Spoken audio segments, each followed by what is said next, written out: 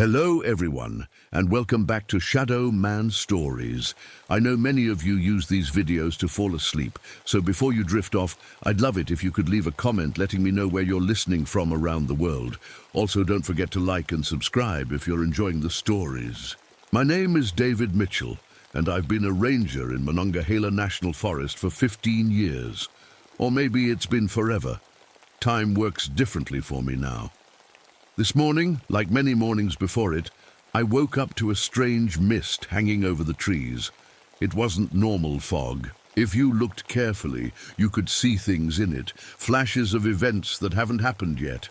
A bridge breaking apart, people screaming, a mine collapsing with workers trapped inside. I've learned to watch these visions closely. They're trying to tell me something. The forest sounds different today too. Listen closely to the birds.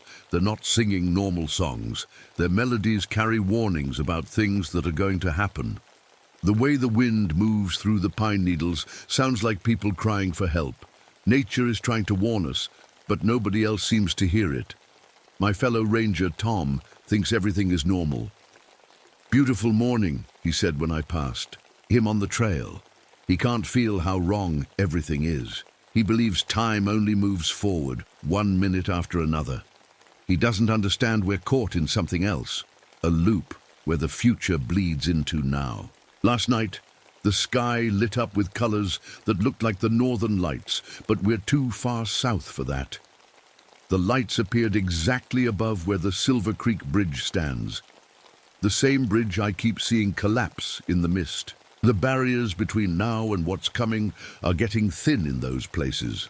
The weather has been strange too. Sunny 1 minute, dark clouds the next.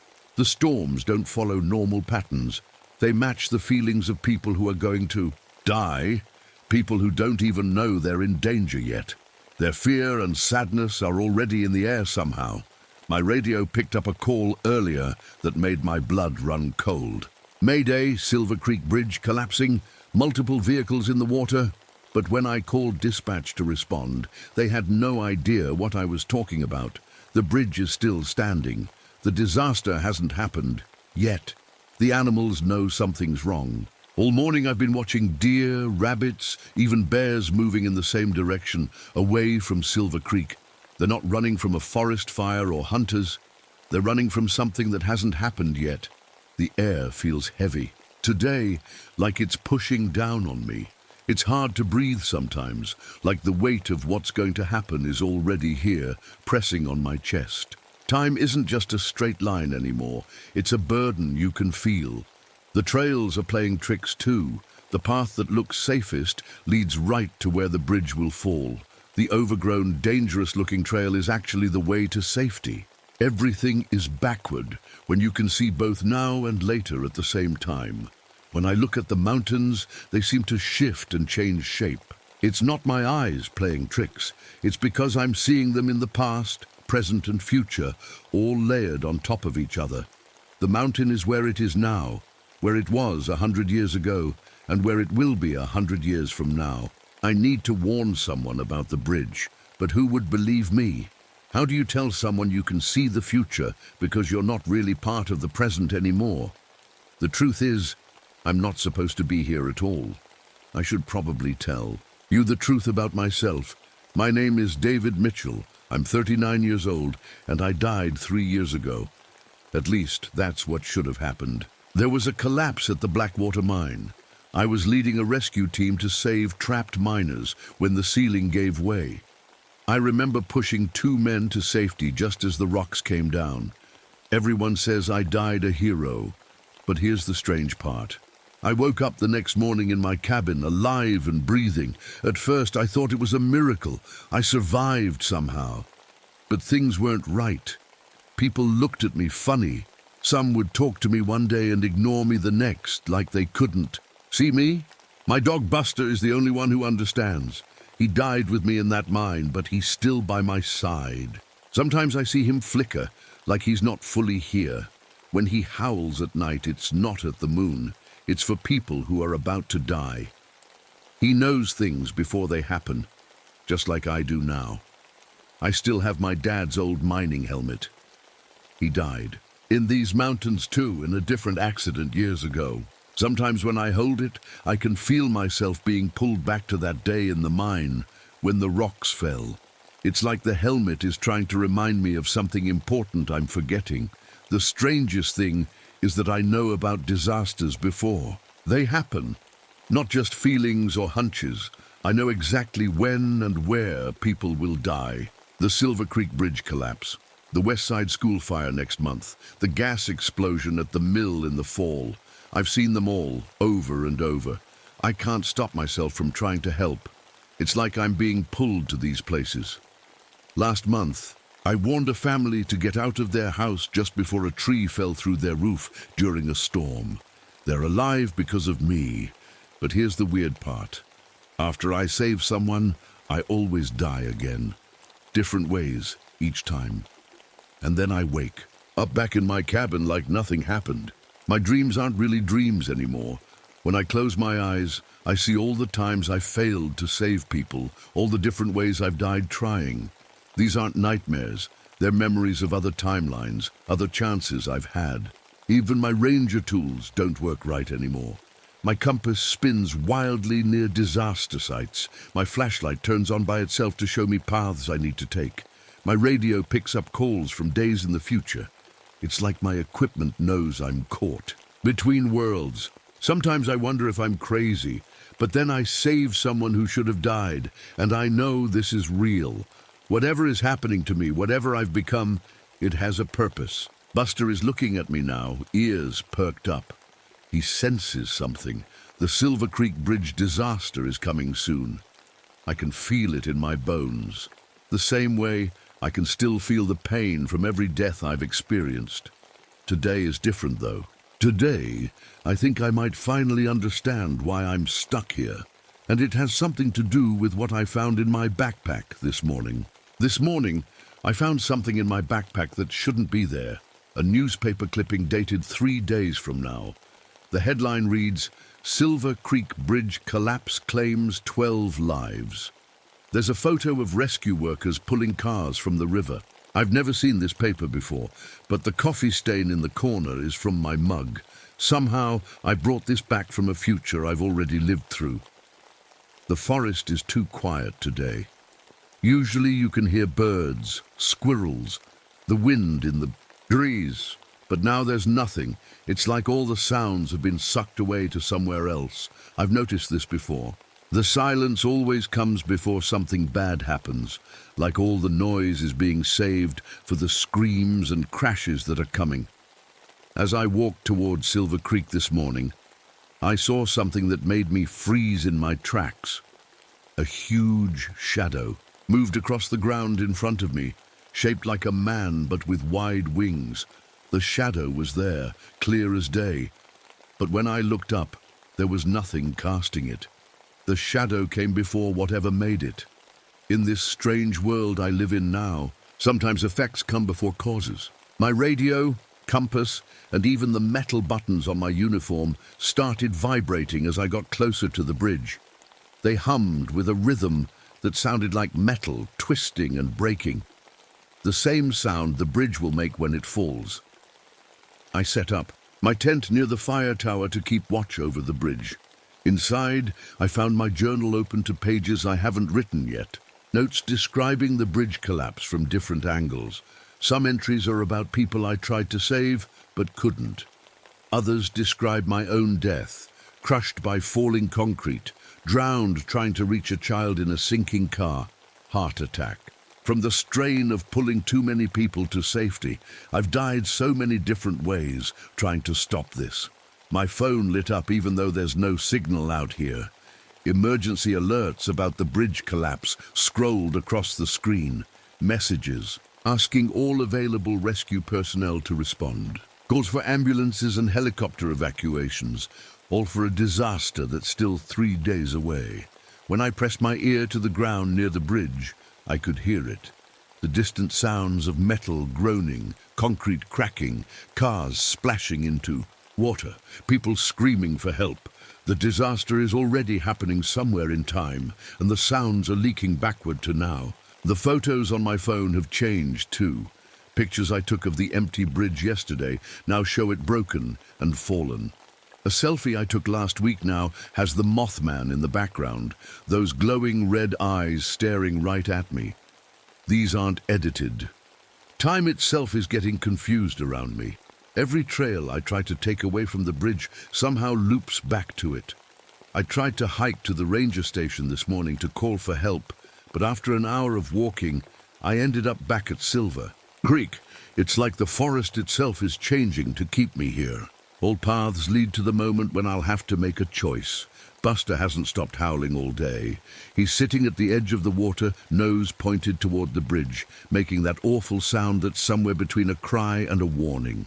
He's not mourning something that happened. He's mourning for what's coming, for the 12 souls who don't know they're about to die. I've started to notice patterns in all this strangeness. The newspaper, the silence, the shadows without sources, the vibrating metal, the sounds from the future, the changed photos, the paths that all lead back here. They're all pointing to something I need to do, or maybe something I need to finally understand, and I think that understanding has something to do with the pair of glowing red eyes I just spotted watching me from the tree line across the river. I've seen those red eyes before. They belong to what locals call the Mothman. Not really a man, not really a moth, something else entirely. I used to think it was just a story people told around campfires. Now I know better. The creature stepped out from between the trees. It's tall, maybe 7 feet, with grayish skin that seems to fade in and out, like it can't decide if it wants to be solid or not. Those red eyes don't blink. They just burn with a light that seems to look right through me. But the strangest thing about the Mothman isn't how it looks. It's what it makes me feel. When it stares at me, I don't feel scared. Instead, my mind fills with images of peace. I see myself resting. I see the mine where I died. But instead of fear, I feel acceptance. It's trying to tell me something about letting go. The Mothman doesn't move like normal things. 1 second it's across the river, the next it's standing right behind me without taking a single step. It doesn't travel through space, it travels through time. It's here now, it was here yesterday, and it will be here tomorrow, all at the same time. "What do you want from me?" I asked it. It didn't speak, not with words, but somehow I understood. "You don't belong here anymore, David. You're caught between worlds. Your pain is creating cracks in time." The creature looked tired, sad even, like it carries the weight of knowing too much. I realized then that the Mothman isn't causing these disasters. It's trying to warn people about them just like me. But it also wants me to understand something about myself. My flashlight flickered and died when the Mothman came closer. My watch stopped. My phone shut off. It's like the creature's presence is too much for regular objects to handle. It exists in too many times at once, and electronics can't make sense of that. As it reached toward me, reality seemed to stutter. Trees jumped from one place to another. The sun skipped across the sky. Time itself was breaking down around us. That's when I understood my refusal to accept my death is causing these problems. I'm a splinter in the eye of time. Buster wasn't afraid of the Mothman. He walked right up to it and sat down like they were old friends. Maybe they are. Maybe they both serve the same purpose, guiding souls where they need to go. The Mothman showed me something then, not with its hands or even its eyes, but directly into my mind. I saw the peace that waits for me if I stop fighting against what already happened. I saw the miners I saved living full lives with their families. I saw my dad waiting for me somewhere beyond this world. But then it showed me something else. The bridge collapsing, people dying in the cold water, children screaming for parents who couldn't save them. And I understood the choice I was being offered. "You want me to let go," I said, "to accept that I died in that mine. But if I do that, who will save those people on the bridge?" The Mothman's eyes glowed brighter, and I felt its answer. "That is the paradox you must solve: profit. It spread its massive wings and lifted into the air. As it rose, time seemed to flow normally again. My watch started ticking.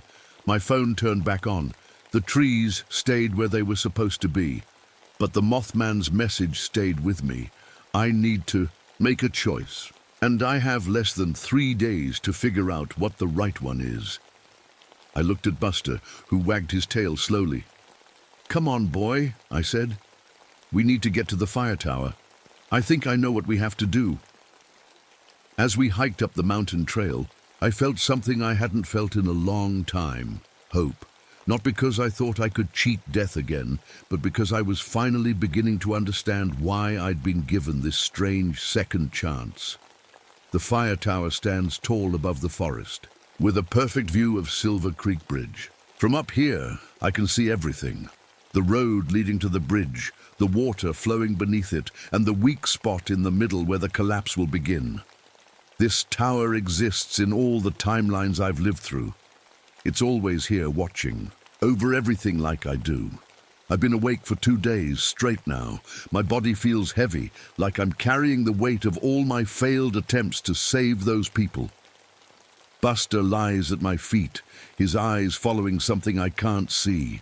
Probably souls that are already gathering, waiting for what's about to happen. The newspaper clipping says the bridge collapses tomorrow at 3:17 p.m. I've tried everything I can think of to stop it. I called the highway department with an anonymous tip about cracks in the support beams. I put up homemade warning signs. I even parked my truck across the road leading to the bridge, but the police just towed it away. Nothing works. It's like the disaster wants to happen. The Mothman appeared again last night, standing on the railing of the tower. We just watched each other for a long time. Finally, I understood what it's been trying to tell me all along. "I never left that mine, did I?" I asked. "I died there 3 years ago." The creature nodded slowly.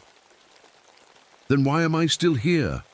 Why can I interact with the world sometimes but not others? Why do some people see me while others look right through me?" The Mothman's eyes glowed softer, almost kind. The answer came into my mind: because you refuse to cross over. Your need to save others keeps you bound to this world, and suddenly it all made sense. The temporal distortions, the prophetic visions, the way I die over and over, but always wake up again. I'm a ghost who doesn't know he's a ghost. A spirit, so determined to save others that he can't accept his own death.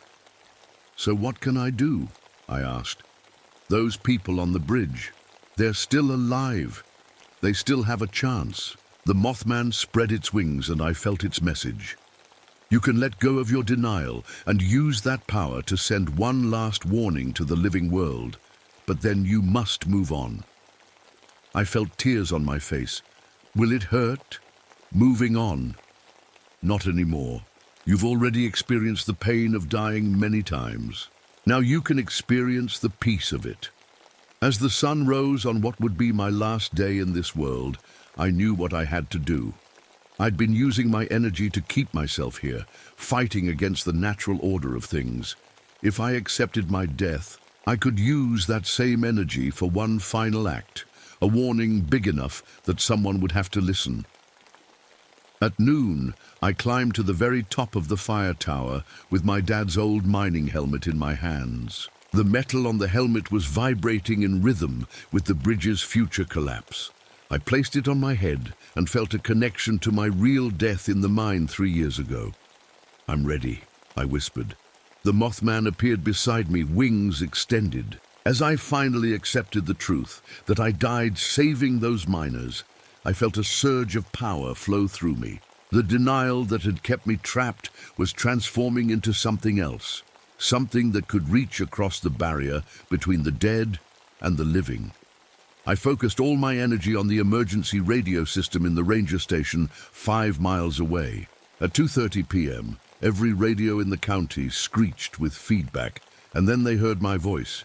"Evacuate Silver Creek Bridge immediately. Structural failure imminent. This is not a drill." The message played over and over.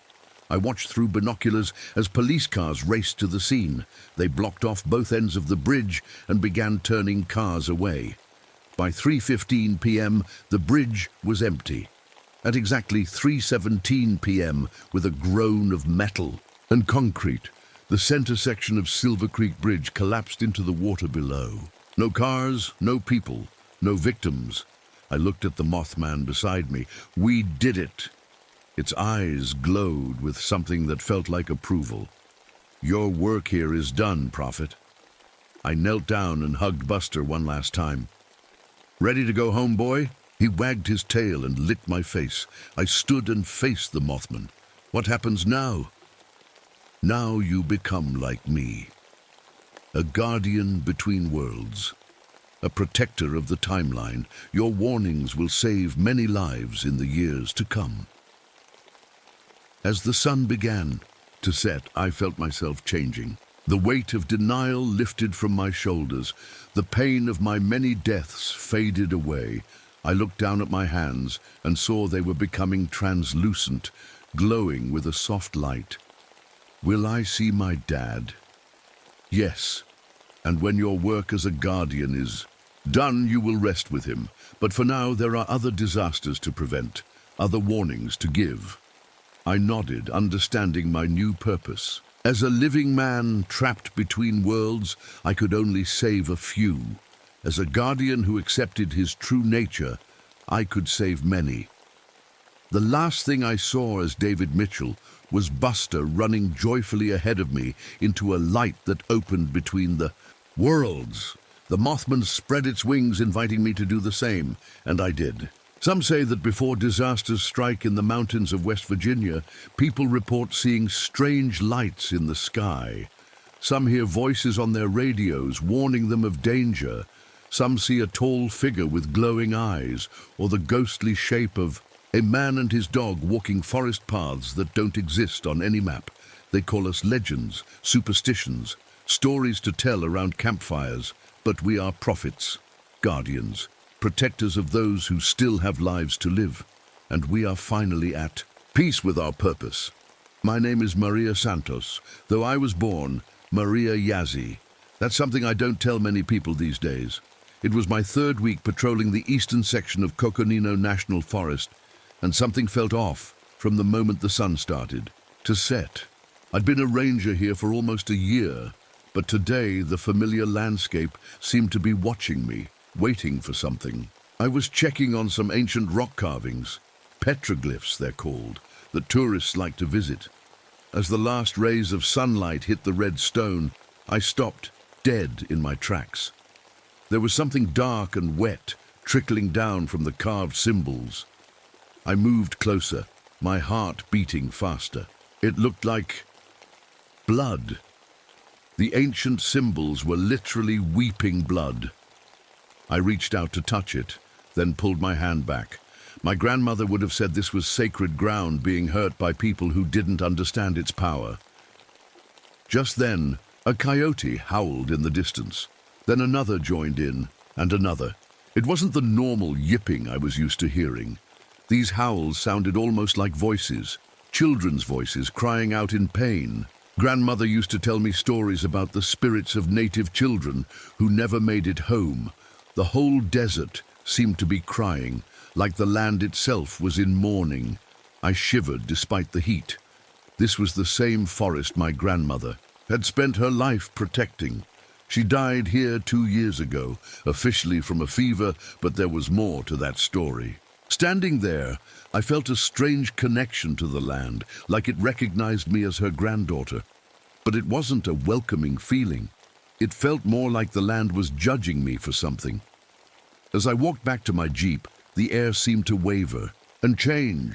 Through the heat waves rising from the sand, I could have sworn I saw figures moving, men in old Spanish armor, Apache warriors on horseback. Like different time periods were all happening at once. I blinked hard and they disappeared. Just a mirage, I told myself, but I didn't really believe it.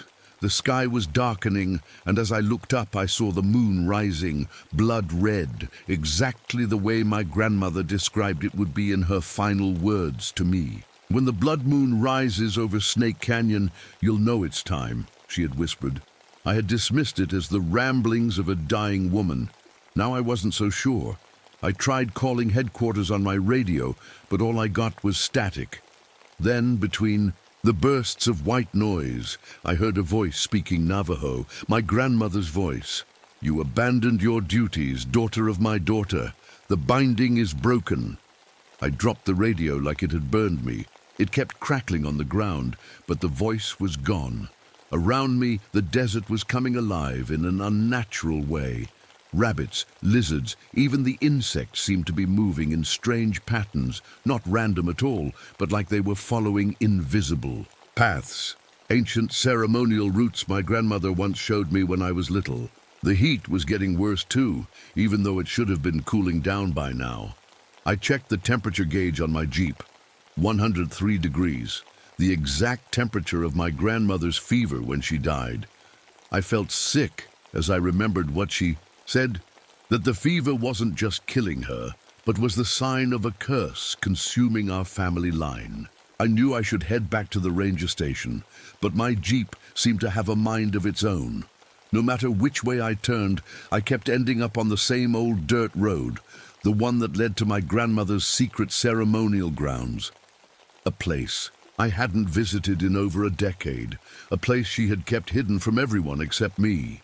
The wind picked up, carrying the sweet smell of burning sage, my grandmother's favorite purification herb. With it came the memory of her final warning, spoken as she gripped my hand with surprising strength.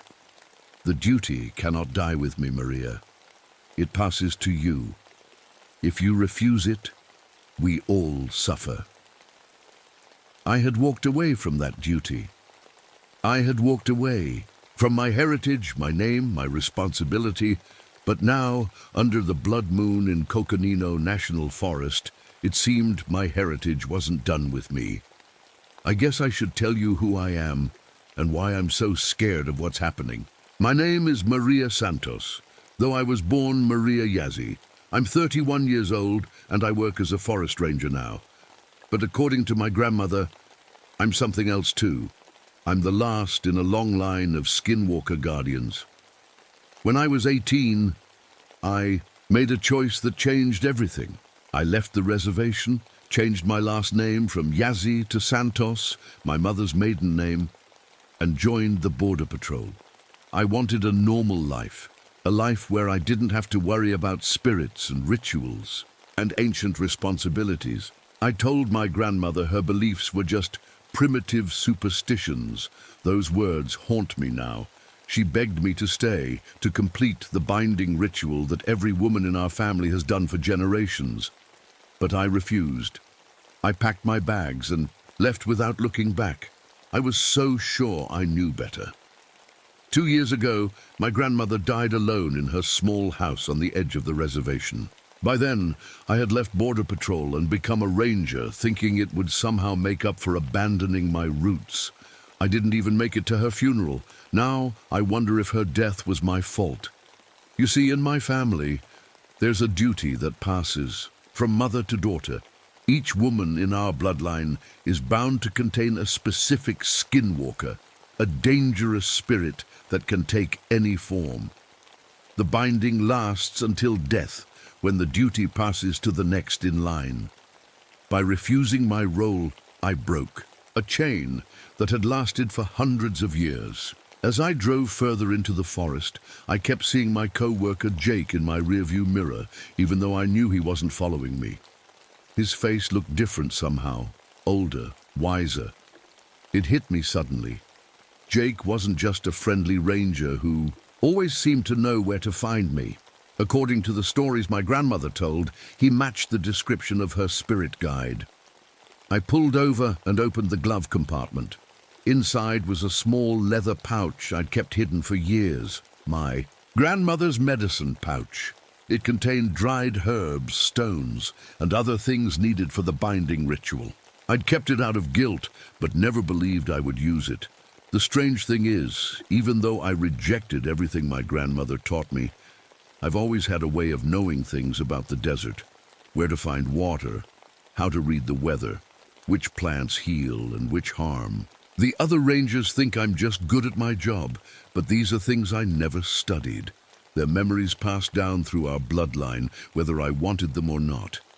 I was too proud to admit it before.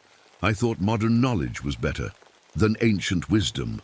But now, alone in the growing darkness with that blood-red moon overhead, I wasn't so sure. Last night I had a dream about my grandmother. In it, she wasn't sick with fever as everyone believed. Instead, she was fighting something that wore patches of different animal skins stitched together. In my dream, I saw her lose the fight. I saw her die not from fever, but from a skinwalker that had somehow broken free. As I sat in my jeep, nothing worked anymore. My flashlight flickered and died.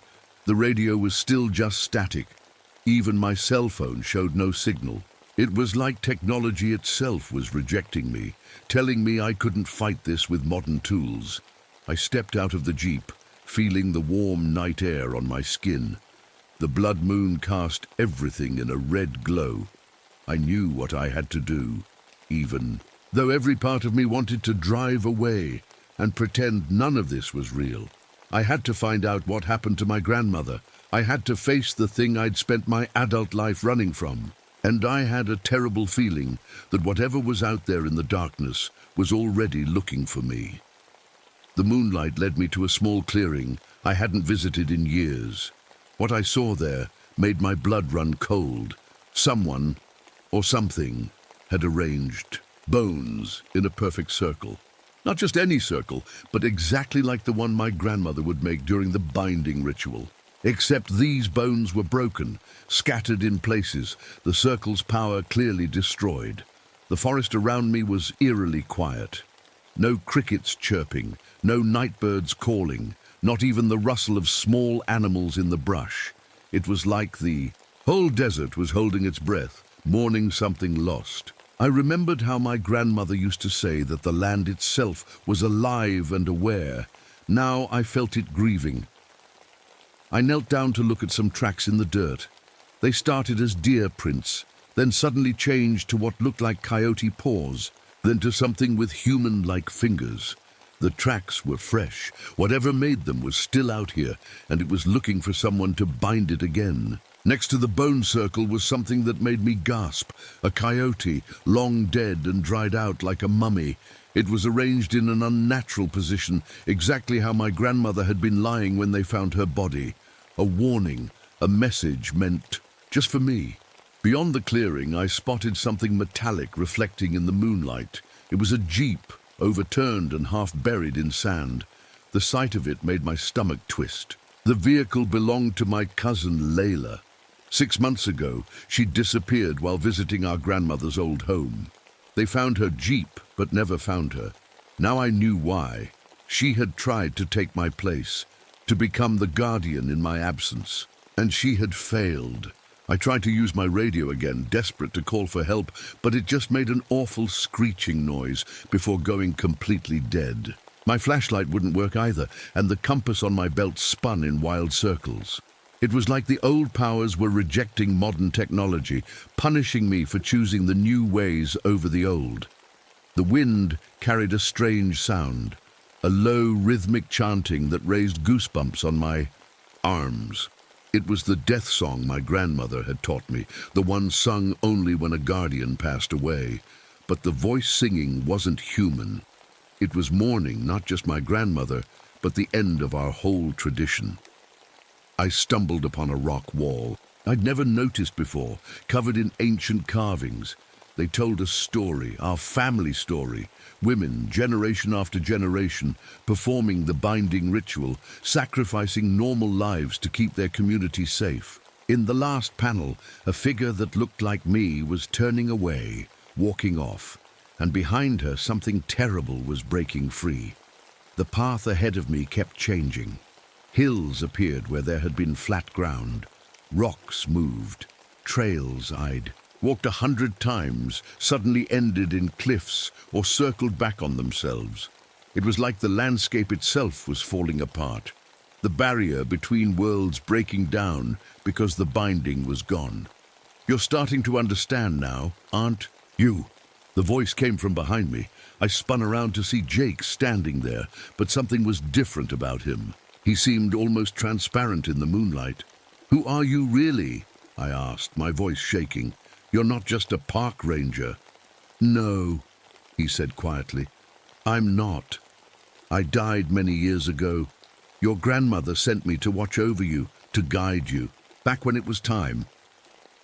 "Time for what?" I asked, though deep down I already knew the answer. "Time to face what you've been running from," he said.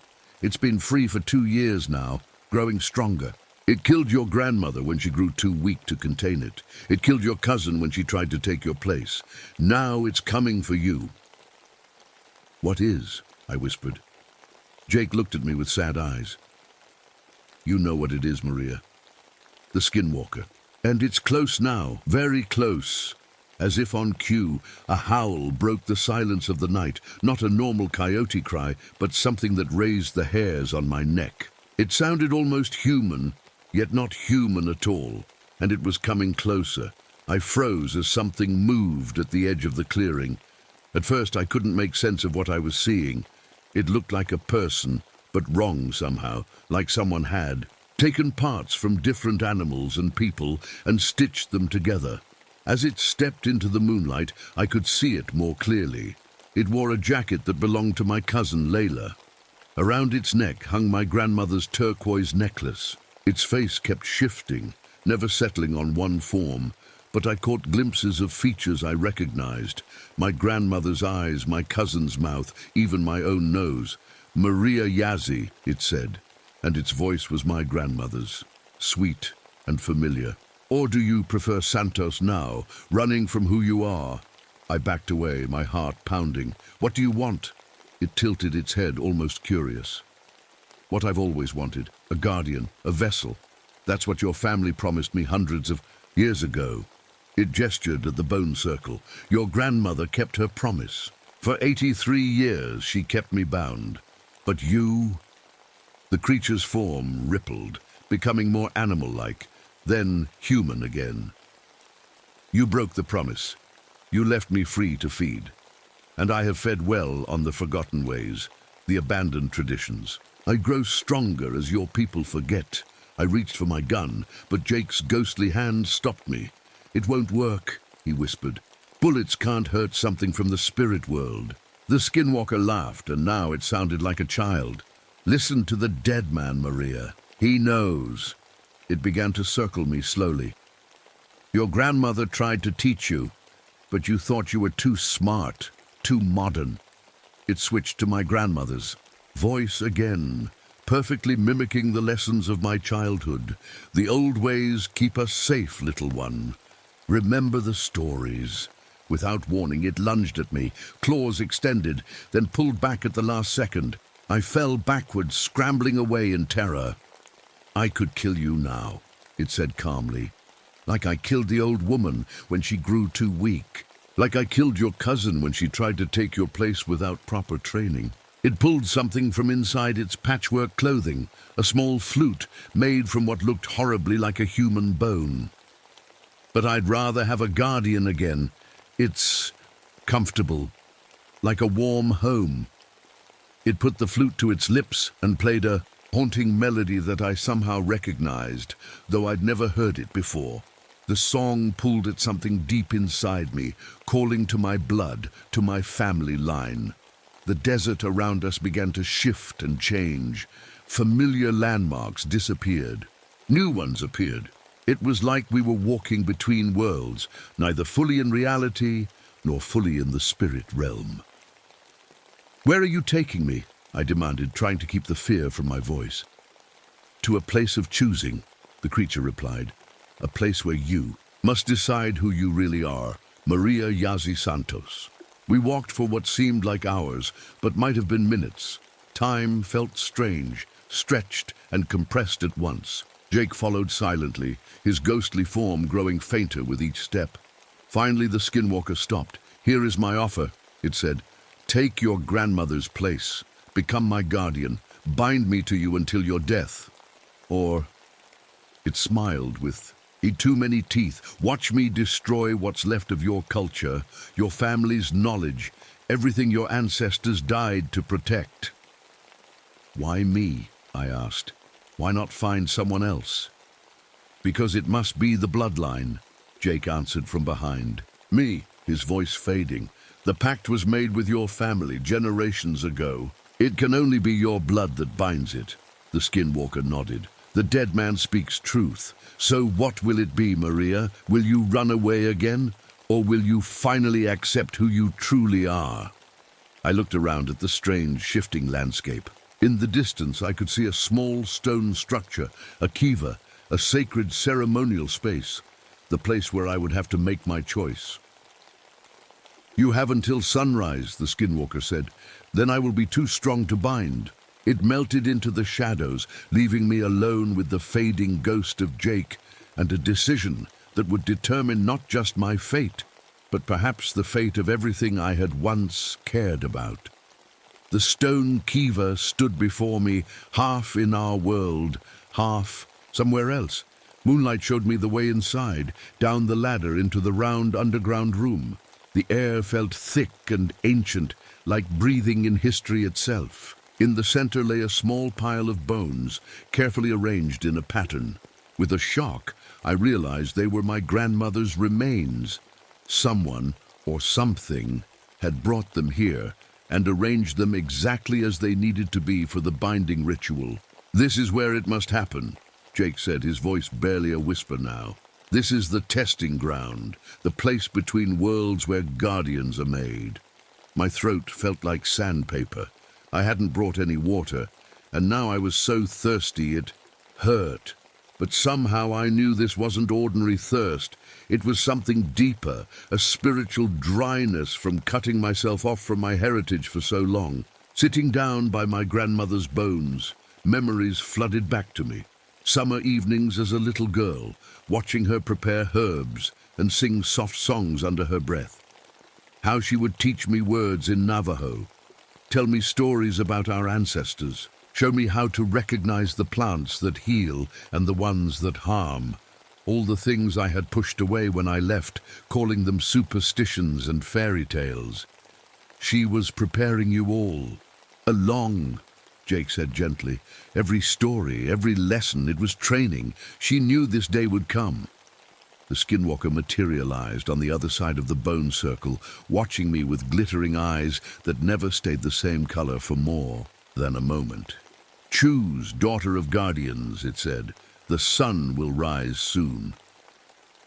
In that moment, I understood what was truly at stake. This wasn't just about me, or even just about containing this creature. It was about whether our culture, our traditions, our knowledge would survive or fade away forever. I'd spent years running from who I was, changing my name, pretending I could be someone else. But here, now, I couldn't run anymore. Near my grandmother's remains lay her ceremonial knife, its blade made of black obsidian that seemed to drink in the moonlight.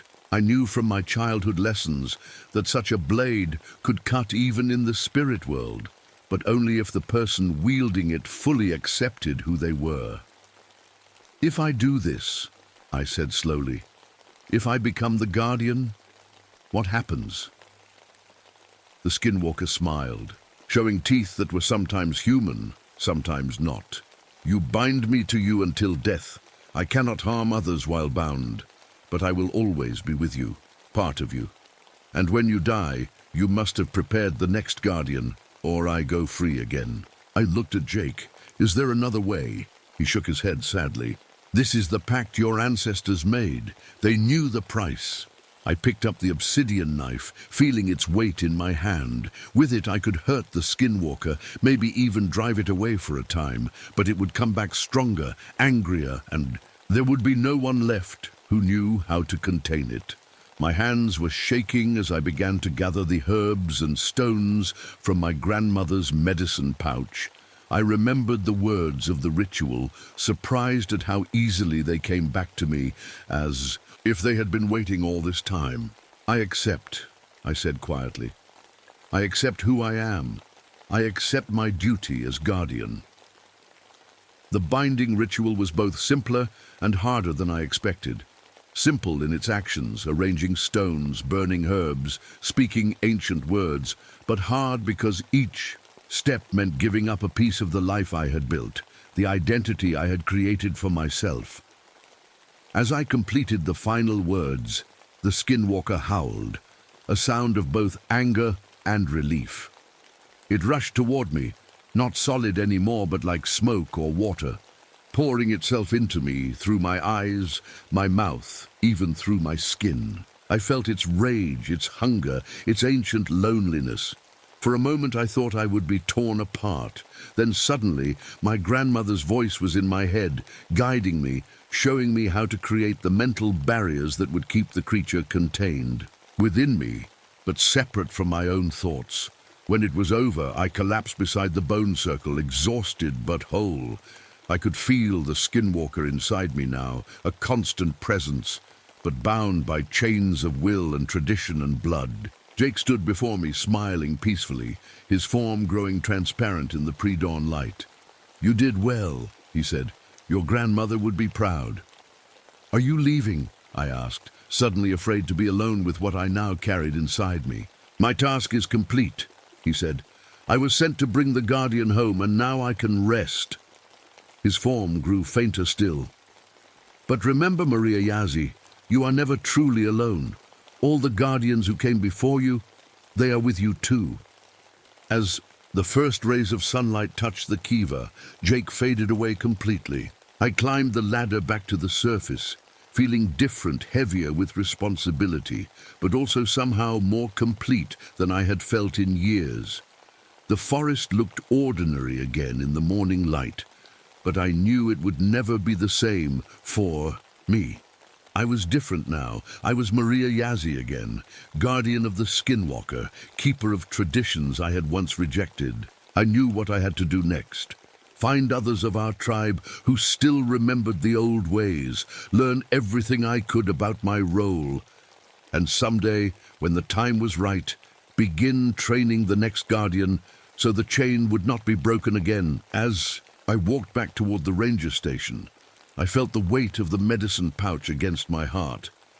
Inside me, the skinwalker settled into its new home, bound but not destroyed, a reminder of both the price and the importance of remembering who we truly are. The duty had not died with my grandmother after all. It had found its way back to me, and I had finally found my way back home. My name is Patricia Donovan. I've been a park ranger for 5 years now, and I thought I'd seen everything the wilderness could throw at me. But nothing prepared me for what I found in the Pine Barrens. It was supposed to be a fresh start, a quiet post where I could escape my thoughts and the faces that haunted me. But from the moment I arrived, something felt wrong about this place. The first thing you notice about the Pine Barrens is how the water looks. Most swamps reflect the sky, blue on clear days, gray when it's cloudy. But here the dark water seems to show something else, something below. Sometimes when I look into those still pools, I swear I can see shapes moving down there like people twisting in pain. The sounds here aren't right either.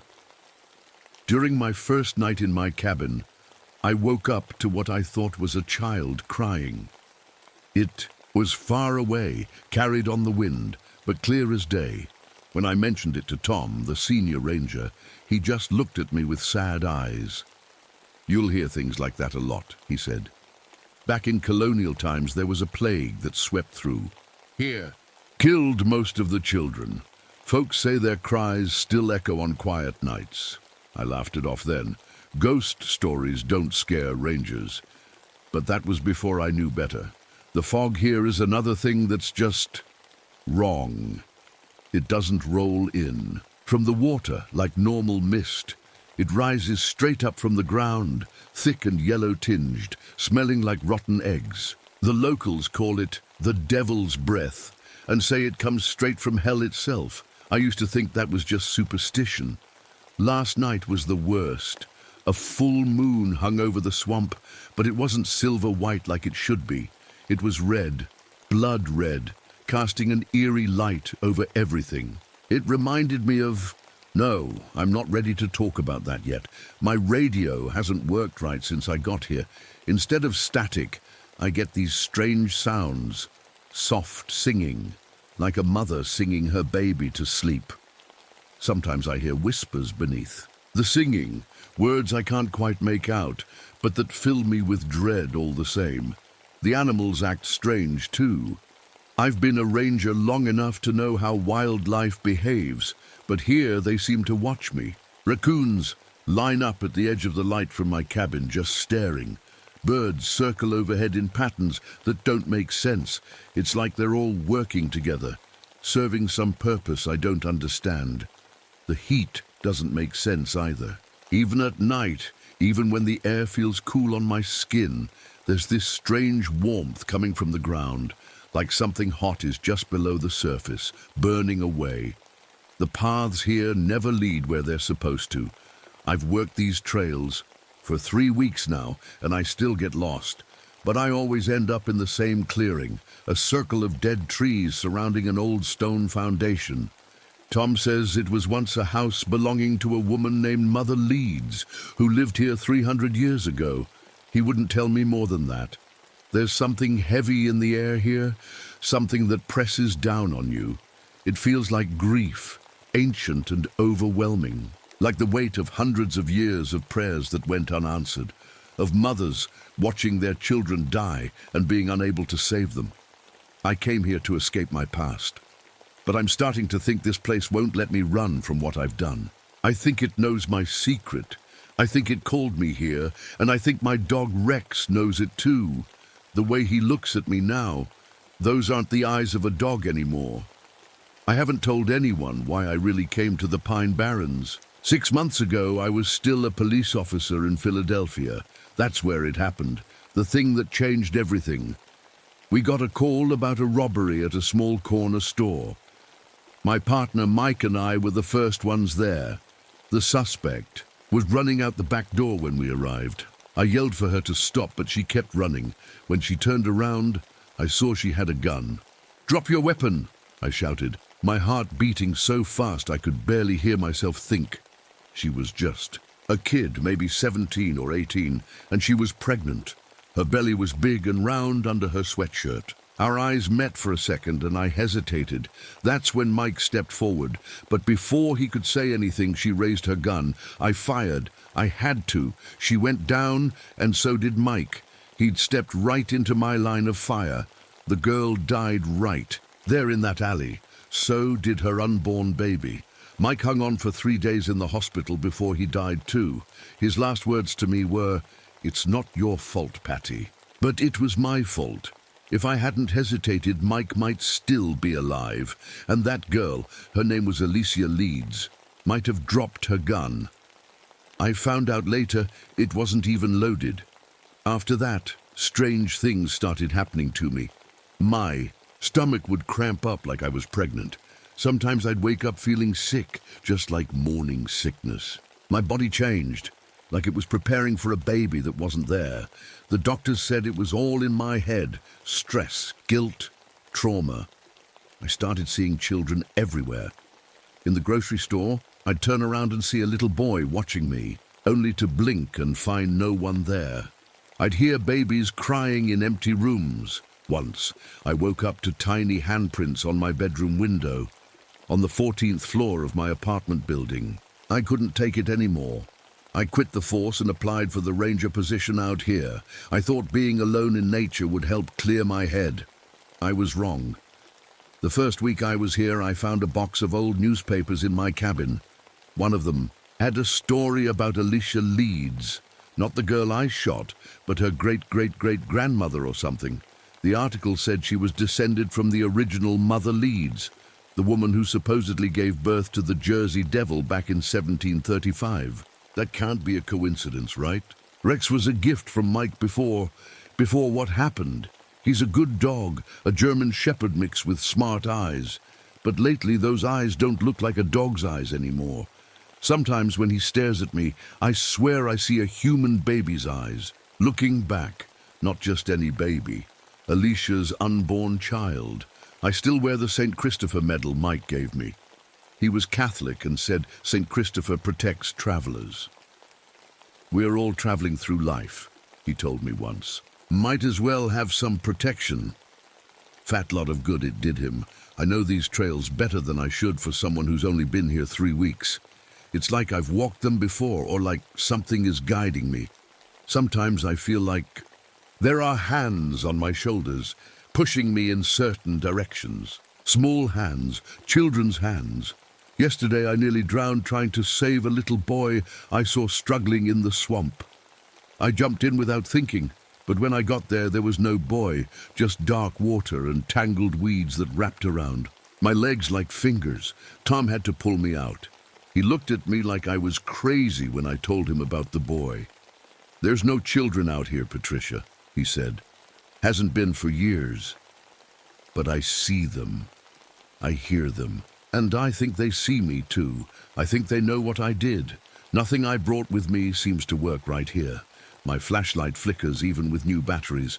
My compass spins in circles. My phone shows 5 missed calls from Mike, who's been dead for 6 months. How can I protect myself when nothing works? The guilt follows me everywhere. It's like a weight pressing down on my chest. I can't breathe sometimes thinking about what I've done. And out here in the swamp with no distractions, no city noise, nowhere to hide from my thoughts, it's getting worse. I think something out here wants me to pay for what I did, and I'm starting to think maybe it should. This morning, I found something I can't explain. I was walking my usual patrol route with Rex when he suddenly stopped and started whining. He never whines. I followed his gaze and saw a small clearing I'd never noticed before. In the middle was a tiny grave, just a small mound of earth with a rough wooden cross sticking out of it. Around the grave were toys, a rag doll with button eyes, a small wooden horse, a tiny rattle.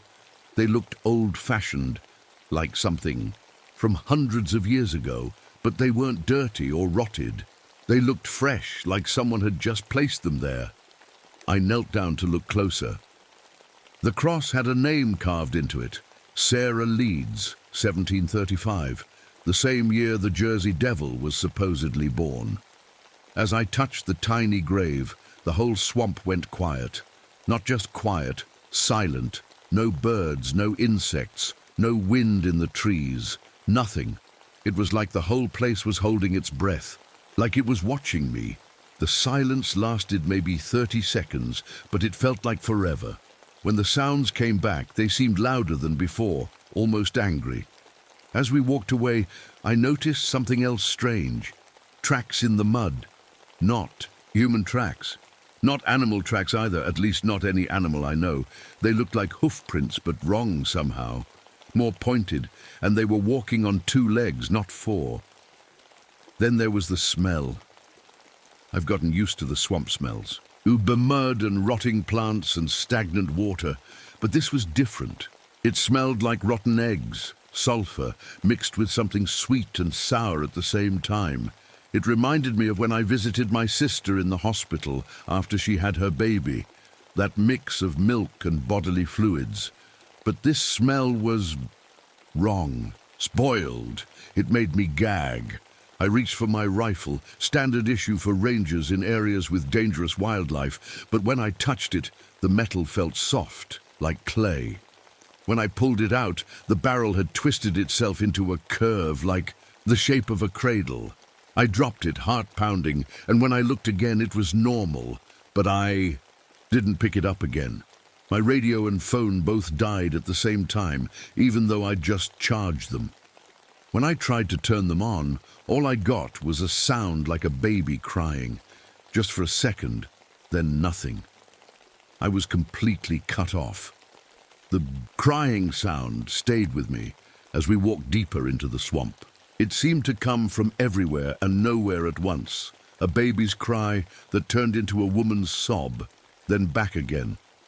It was the saddest sound I've ever heard. We came to an old building hidden among the trees. It looked like a tiny church, with a broken steeple and windows so dirty you couldn't see inside. The door hung off its hinges. Above it was a faded sign. Leeds Point Chapel, 1734. I don't know why, but I went inside. Rex wouldn't follow me. He just sat outside, watching me with those strange eyes. The inside of the chapel was a single room with rotting pews and a small altar at the front. The altar had dark stains on it that I didn't want to think about. But what really caught my eye was the wall behind it.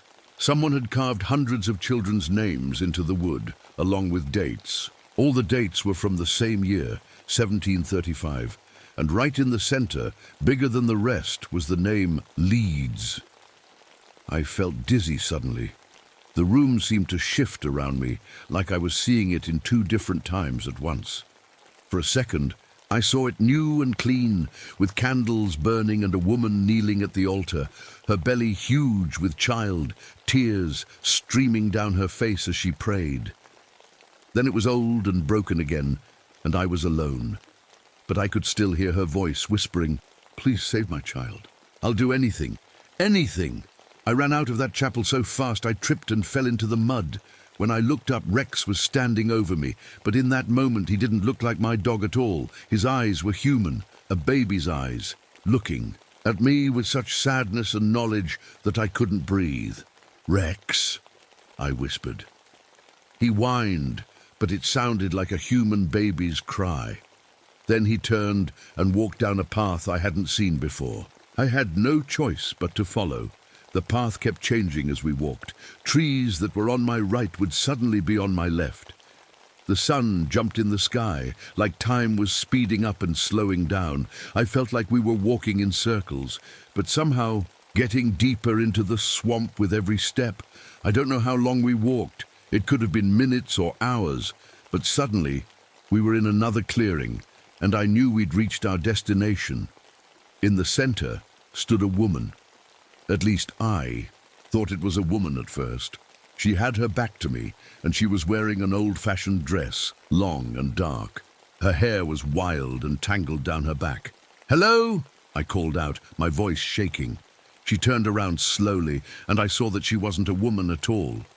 She had the body of a woman, but her face was like a horse's, with long teeth and wild eyes. And from her back sprouted two huge leathery wings. Rex walked over to her and sat at her feet, looking back at me with those human baby eyes. And I knew then that I was face to face with the Jersey Devil, the child born from a mother's desperate bargain with Satan himself. I couldn't move. I couldn't breathe. The creature, the Jersey Devil, stared at me with eyes that knew too much. "You've come," it said. Its voice was strange, like a woman's voice and a child's mixed together. Mother's blood always returns. I don't know what you're talking about," I managed to say. My heart was pounding so hard I thought it might burst. The creature tilted its horse-like head. "You are of Leeds blood. The girl you killed, she was of Leeds blood too. That's why you're here. That's why you've been called." A cold feeling spread through my body. "Alicia Leeds," I whispered. "Yes, my sister in a way. All Leeds women are my sisters. My mother gave birth to me in 1735. She had 12 children before me, but I was different." As it spoke, the creature moved closer. I should have run, but I couldn't. Something held me there, like my feet were rooted to the ground. "My mother was desperate," it continued. "There was a sickness killing all the children. Her first 12 were dying one by one. When she became pregnant with me, she made a bargain." "A bargain with the devil," I said, remembering the old stories. The creature nodded. "She prayed, and prayed in that little chapel, but God didn't answer, so she turned to someone who would. 'Let this child live,' she begged. 'I'll do anything.' A cold wind blew through the clearing, carrying the sound of a woman's desperate prayer. 'Be careful what you promise,' the creature said, its voice sad. 'My mother didn't understand the price. The devil saved me, but not as a human child. I was born like this, half child, half monster. My mother screamed when she saw me, and I flew away. I looked at Rex, sitting calmly at the creature's feet. And my dog? What have you done to him? The Jersey Devil looked down at Rex. He carries the spirit of the unborn child, the one you took, not by choice, but still by your hand. The child needed a vessel. Rex looked up at me, and again I saw those human eyes, a baby's eyes, sad and knowing. What do you want from me? I asked, my voice shaking. For 300 years I've searched for lost children, the creature said. I collect them, protect them. It's the only thing that eases my pain, my mother's rejection, my loneliness. I'm a mother to those who have none. As it spoke, I began to see shapes in the mist around us. Small, transparent shapes. Children, dozens of them, maybe hundreds, watching us with hollow eyes. These are the plague children, the Jersey Devil said. The ones who died in 1735, and these, more shapes appeared, modern children in modern clothes. These are the ones who've been lost since, runaways, abandoned ones, children who died alone. The creature spread its bat-like wings. They stretched wider than seemed possible, casting a shadow over everything. And now I've found you, Leeds Blood. You who took a child's life before it began. I reached for my gun, forgetting for a moment that it had been twisted into uselessness, but when I pulled it out, it was normal again. I fired 3 shots directly at the creature's chest. The bullets passed right through it, as if it were made of smoke. The Jersey Devil didn't even flinch. You cannot kill me, it said quietly. I am made of a mother's love, perverted by desperation, yes, but love nonetheless. And love doesn't die, even when it becomes something terrible. The temperature around us suddenly dropped. My breath came out in white clouds, though it was summer. I could see frost forming on the grass at my feet. You feel cold because I am cold, the creature said. Cold and alone, separated from gods. Warmth for all eternity because of my mother's bargain. The clearing around us began to change. The trees twisted and bent, forming shapes like cribs and rocking chairs. The ground softened into something that felt like a mattress. The whole space was transforming into some kind of monstrous nursery. This is where I keep them safe, the Jersey Devil said, gesturing to the ghost children. Safe from the world's cruelty. Safe from people like you, who hurt children. I didn't mean to, I whispered, tears running down my face. I never meant to hurt anyone. The creature stepped closer until its horse-like face was inches from mine. I could smell its breath, like milk gone sour. I can bring the child back, it whispered. The one you killed. I can undo what you've done. My heart stopped. You can? Yes, I can pull the child's spirit from your dog and give it flesh again. I can make it live. But there is a price. What price? I asked, though I already knew. The Jersey Devil smiled, showing long yellowed teeth. The same price my mother paid, your soul. Become like me, a guardian of lost children for all eternity. Never human again, never at peace. But the child will live.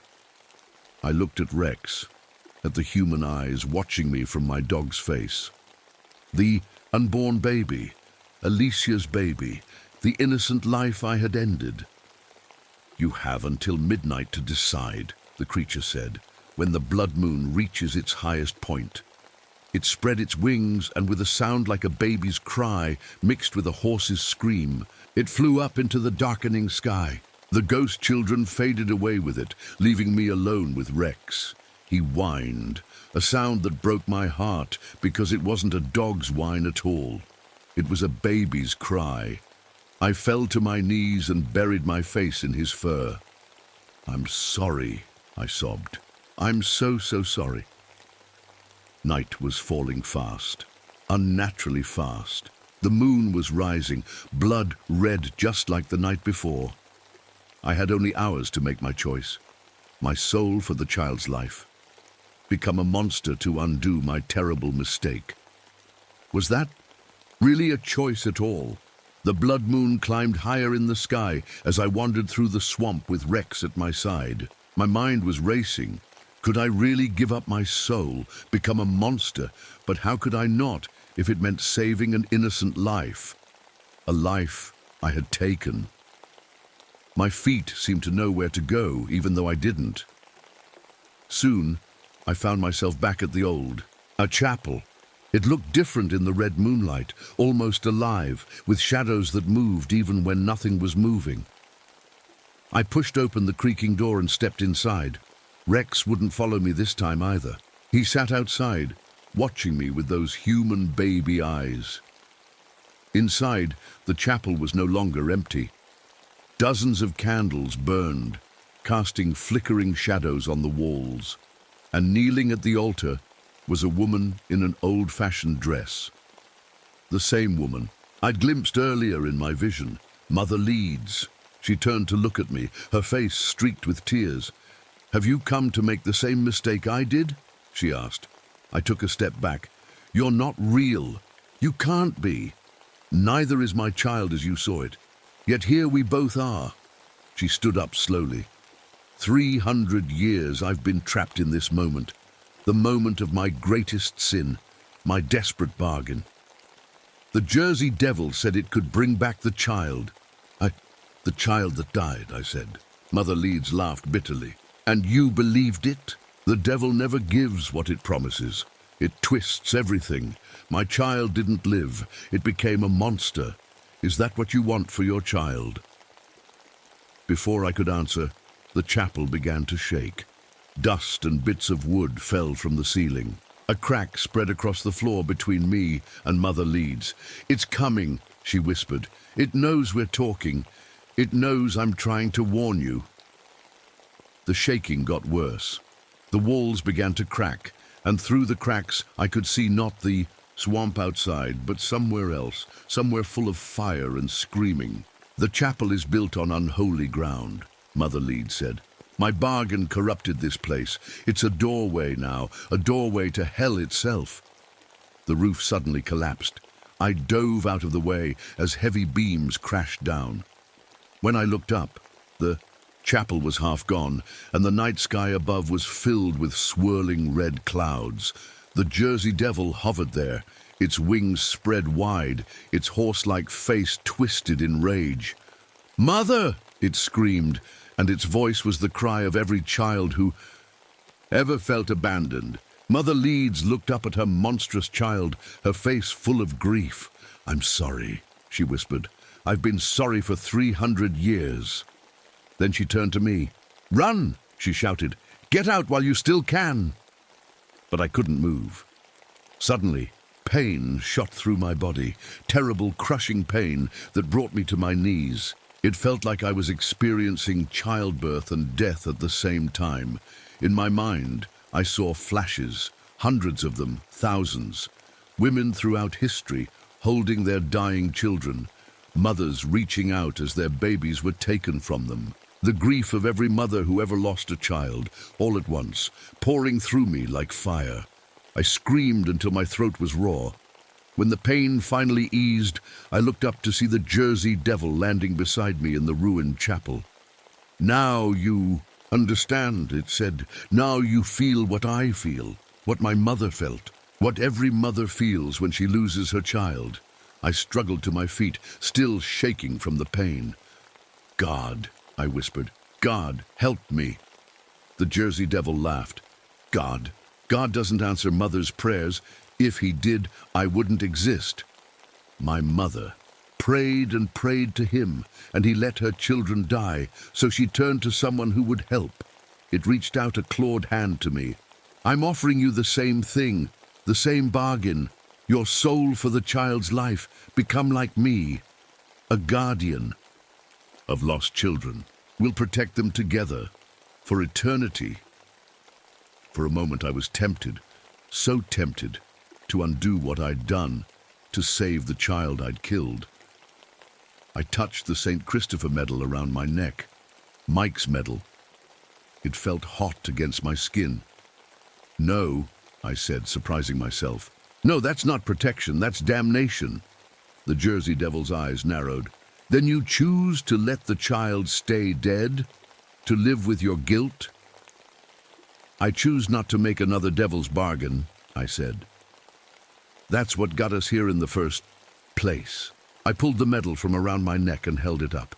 In the red moonlight, it seemed to glow with a light of its own. This represents love that doesn't need bargains, I said. Love that sacrifices without asking for anything in return. The Jersey Devil hissed and backed away from the medal. Pretty words, but will you sacrifice for this child? Will you die to give it life? I looked at Rex, still sitting outside. What remained of the chapel? Those human eyes looked back at me, waiting. Yes, I said, I would. Not because a devil tells me to, but because it's right. I walked toward Rex, toward the baby spirit inside him. The Jersey Devil shrieked behind me. You cannot leave. The bargain must be made. I ignored it and knelt in front of Rex. I'm sorry, I whispered to the baby spirit inside him. I'm so sorry for what I did. I would give my life to undo it if I could. Not because I want to escape my guilt, but because you deserve to live. Rex whined and licked my face, a normal dog's gesture. But those eyes still watched me, human, knowing. Suddenly, the ground shook again. I turned to see the Jersey Devil rising into the air, its wings beating furiously. If you won't make the bargain, then you'll die anyway, it screamed. You'll die and the child will stay dead and nothing will be fixed. It dove toward me, claws extended. I closed my eyes, ready for the end, but the blow never came. I opened my eyes to see Rex, my dog, my companion, leaping through the air, intercepting the Jersey Devil's attack. They tumbled to the ground together in a tangle of fur and leathery wings. When they separated, Rex was glowing with a soft white light. The Jersey Devil backed away, hissing. You, it said to Rex, you protect her. After what she did to you. Rex didn't answer, he couldn't, but he stood between me and the monster, growling. I understood then. The baby's spirit, Alicia's unborn child, had chosen to forgive me, to save me, even after what I'd done. You see, I said to the Jersey Devil, that's real love, not bargains, not deals, just forgiveness, freely given. I held up the St. Christopher medal again. This time, it blazed with light so bright it hurt to look at.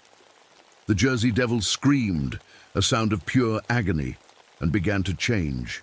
Its horse-like features softened. Its wings shrank. Slowly, it transformed into the shape of a human child, a little boy, maybe 10 years old, with sad eyes and Mother Leeds' face. Mother, he whispered, looking past me to where Mother Leeds stood in the ruins of the chapel. Mother, I'm sorry.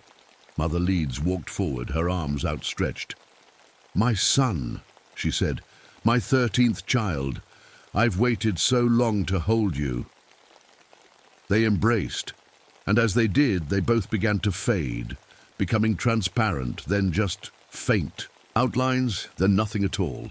The ghost children I'd seen earlier appeared briefly around them, also fading away. They're free, I whispered. After 300 years, they're finally free. The blood moon above turned silver-white again. The swamp sounds returned to normal. Frogs croaking, insects buzzing, a gentle wind in the trees. I turned to Rex, but he wasn't glowing anymore. He was just a dog again, my dog with normal dog eyes. The baby spirit was gone. Are you free too? I asked, though I knew he couldn't answer. Rex wagged his tail and licked my hand. Just a dog. But I knew better. As we walked back through the swamp, the path stayed straight and true. My compass worked again. My phone had signal. Everything was normal. But I was different. I would always be different now. I still carry the guilt of what I did. I always will. But I also carry something else. The knowledge that forgiveness is possible, even for the worst mistakes. Not forgiveness that comes from bargains or deals, but forgiveness freely given. I stayed on as a ranger in the Pine Barrens. Some nights when the moon is full, I walk the trails with Rex. And sometimes, Just sometimes I see them. Faint shapes of children playing among the trees. Not trapped anymore, not lost, just visiting like children do. They wave to me as we pass, and I wave back. Guardian of lost children, not through a devil's bargain, but through a simple promise. To remember them, to tell their stories, to make sure they're never truly lost again. And that's a covenant I can live with. My name is Jennifer Adams. I'm a scientist, and I'm here in the Ouachita National Forest in Arkansas to study how pollution affects wildlife. At least, that's what I thought I was doing. The swamp feels different today. The air is thick and heavy, like it's carrying something more than just humidity. I've been out here for 3 weeks now, but this morning everything seems sad. The trees drip with sap that looks like tears. It's as if the whole swamp is crying. I set up my equipment near the water's edge. The sounds of the night are still fading as the sun rises, but the normal chirping of birds and croaking of frogs has been replaced by something else, something that sounds almost like singing, but sadder, like a goodbye song. My research station is small, but packed with all kinds of machines that measure things in the air and water. As I check the readings, I can't shake this feeling that I'm missing something important. Here I am, thinking I'm helping nature by studying it. But what if my work is actually helping the companies that want to build here? What if I'm part of the problem? The moon is still visible, even though it's morning now. It looks bone white against the blue sky. Something about it reminds me of the skulls I sometimes find out here, remains of animals that once lived but are now gone forever. My radio crackles with static. For a second, I swear I hear something that sounds like words in the noise. Not English, not any language I know, but definitely a pattern, a message. I adjust the dials, trying to hear it better, but it's gone. An alligator slides through the water near my boat. I've seen this one before. I call him Old Pete, but he's acting weird today. He swims in circles, then stops and stares at me. Other animals are behaving strangely too. The birds fly in patterns I've never seen before. It's like they're all part of some dance I don't understand. I wipe sweat from my forehead. The humidity is worse than usual, making it hard to breathe. It feels like the air itself has weight, pressing down on my shoulders, like it's carrying the breath of every creature that's ever lived here. As I walk along the edge of the water, I notice the ground feels different under my feet, softer in some places, harder in others. It's subtle, but the land seems to be shifting, changing in ways it shouldn't. I take a drink from my water bottle, but I can still taste something strange in the air. It's salty, ancient, like what I imagine the first oceans on Earth might have tasted like billions of years ago. Something is happening here. Something big is changing, and I don't think it's for the better. I look down at my research notes, then back up at the swamp, stretching out before me. For the first time since I arrived, I wonder if I'm not here to observe change, but to witness an ending. And that's when I hear it. A sound so deep it makes the water ripple. Something is out there in the swamp, something old, something that knows I'm here, and I think it's been waiting for me. I didn't always work in swamps. 3 years ago, I was sitting in a clean university lab, writing papers about water quality that almost nobody read. Then a big company called EcoFuture started using my research. They said my work helped them find places to build without hurting nature. I was proud until I found out what they were really doing. My papers weren't protecting nature. They were helping EcoFuture find the weakest spots to exploit. Places where nobody would notice if rare plants or animals disappeared. I felt sick when I realized this. Those fancy charts and numbers I loved so much, they were like treasure maps for people who wanted to tear down forests and drain swamps. That's why I'm here now, to fix what I broke, to understand what we're about to lose. I look at my equipment spread out on the small folding table. My water testing kit, air quality monitors, and the tracking devices I've been using to follow. Animal movements. I packed all this stuff thinking it would help me save this place. Now I'm not so sure. These machines can't feel what's happening here, I whisper to myself as I touch the cold metal of my GPS unit. Something's wrong with it anyway. It keeps losing signal, showing me in places I know I'm not, like the swamp itself is messing with it. I pick up my camera and check the memory card. It's almost full of pictures and videos I've taken over the past weeks, evidence of life here, the plants, the animals, the patterns in the water. If I can just show people how special this place is, maybe they'll help me protect it. Or maybe I'm just collecting proof that it once existed before it's gone forever. Old Pete the alligator is still watching me from the water. I've never seen a gator act like this before. Usually they keep their distance, but Pete's been following me for days now, almost like he's trying to show me something.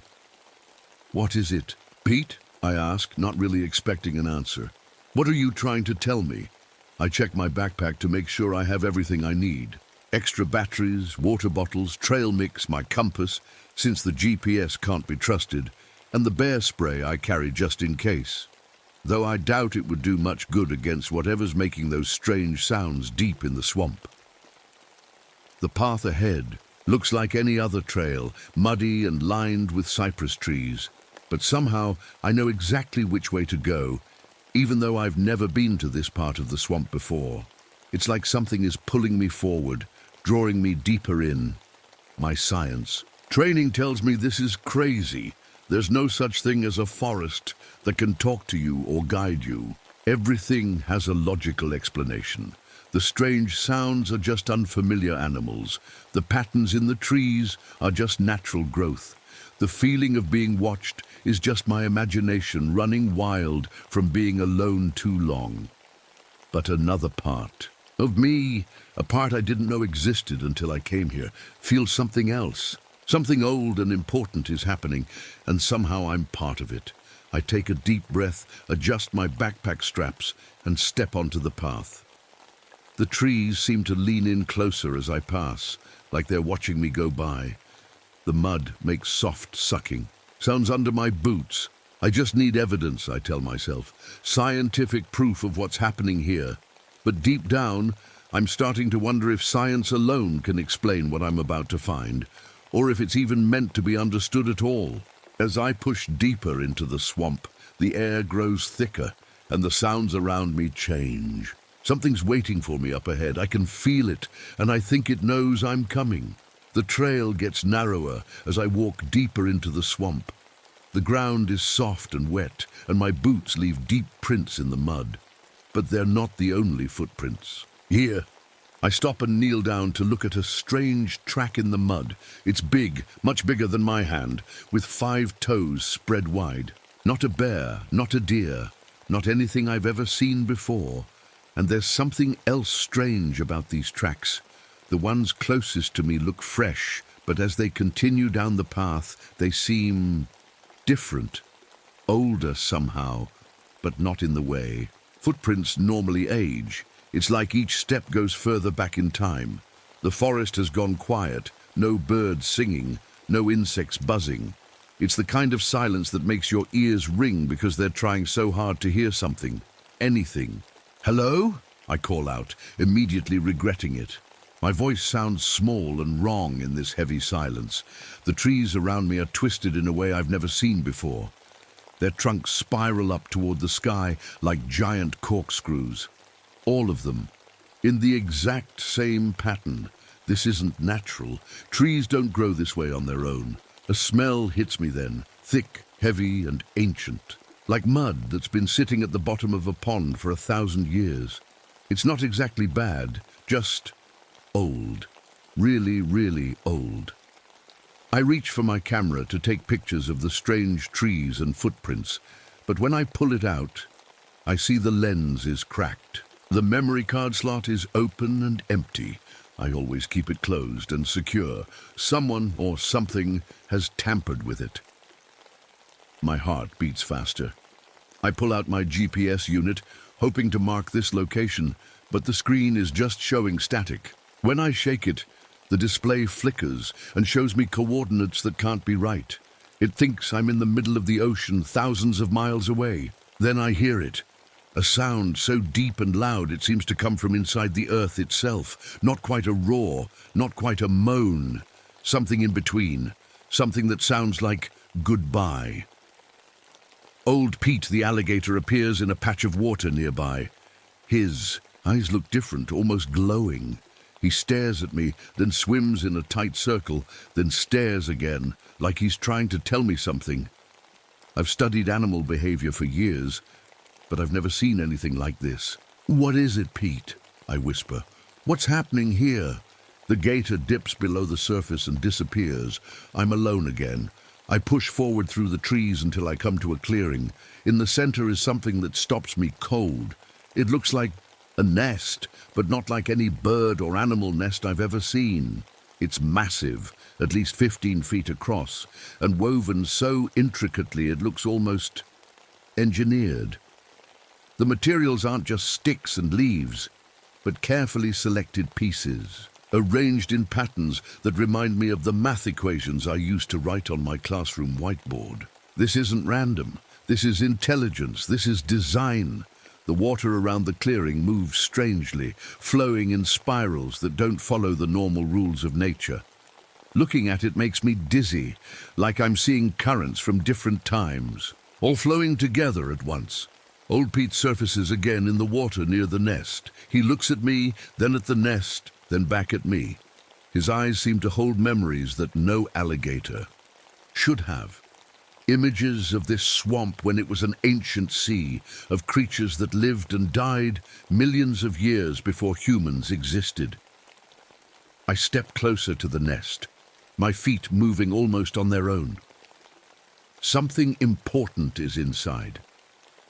Something that needs to be seen. But before I can reach it, a sound cuts through the swamp, a mechanical buzz that doesn't belong here. Chainsaws, bulldozers, the sounds of destruction. They're still distant but getting closer. The company I once helped is coming, and whatever lives here is running out of time. As the mechanical sounds grow louder, I feel a presence behind me. Something massive shifts in the shadows beyond the clearing, something that's been watching me all along. I turn slowly, my heart pounding in my chest, and come face to face with what the swamp has been hiding. I freeze. My brain can't make sense of what I'm seeing. It stands at the edge of the clearing, half hidden by the twisted trees. It's tall, maybe 7 or 8 feet, and covered in dark, reddish-brown fur that hangs like moss from its massive frame. But it's not a bear, not an ape, not anything I've ever studied or even heard about. This is the Fook monster, a creature I'd dismissed as local legend when I first came to Arkansas. But there's nothing made up about what stands before me now. Its eyes are what strike me most. Deep-set and amber-colored, they don't look at me with the simple curiosity or hunger of an animal. They look at me with understanding, with knowledge, with a sadness so deep it makes my chest hurt. "What are you?" I whisper, though I'm not sure why I expect it to answer. It doesn't move toward me or away from me. It just watches, its massive chest rising and falling with each breath. The fur on its body isn't uniform. I can see patterns in it, swirls and lines that remind me of the twisted trees, of the spiral currents in the water. Like its very body tells the story of this place. A feeling washes over me then, not fear, though maybe it should be. Instead, I feel a strange connection, like something is reaching out from the creature's mind to mine. Images flash through my head. This swamp as it was millions of years ago, teeming with life now extinct. The slow change of seasons over countless centuries. The first humans to walk these lands, and finally the machines that now threaten to destroy it all. I understand now. This creature, this being, isn't just old, it's ancient, a living fossil, perhaps the last of its kind, watching as the world it has known for millions of years changes beyond recognition. The sounds of machinery grow, louder in the distance. The creature's head turns slightly toward the noise, then back to me. There's an urgency in its eyes now. I reach slowly for my notebook, wanting to document this impossible moment, but as soon as I move, the creature steps back. Not in fear, but as if reminding me that my human tools, my science, my technology, are part of the problem. "I'm sorry," I say, letting my hand fall back to my side. "I don't know how to help you." Old Pete the alligator appears again, swimming to the edge of the water nearest to me. He hisses, not in threat, but almost like he's trying to speak. The Fook monster makes a low, rumbling sound in response, and suddenly I understand. They're communicating.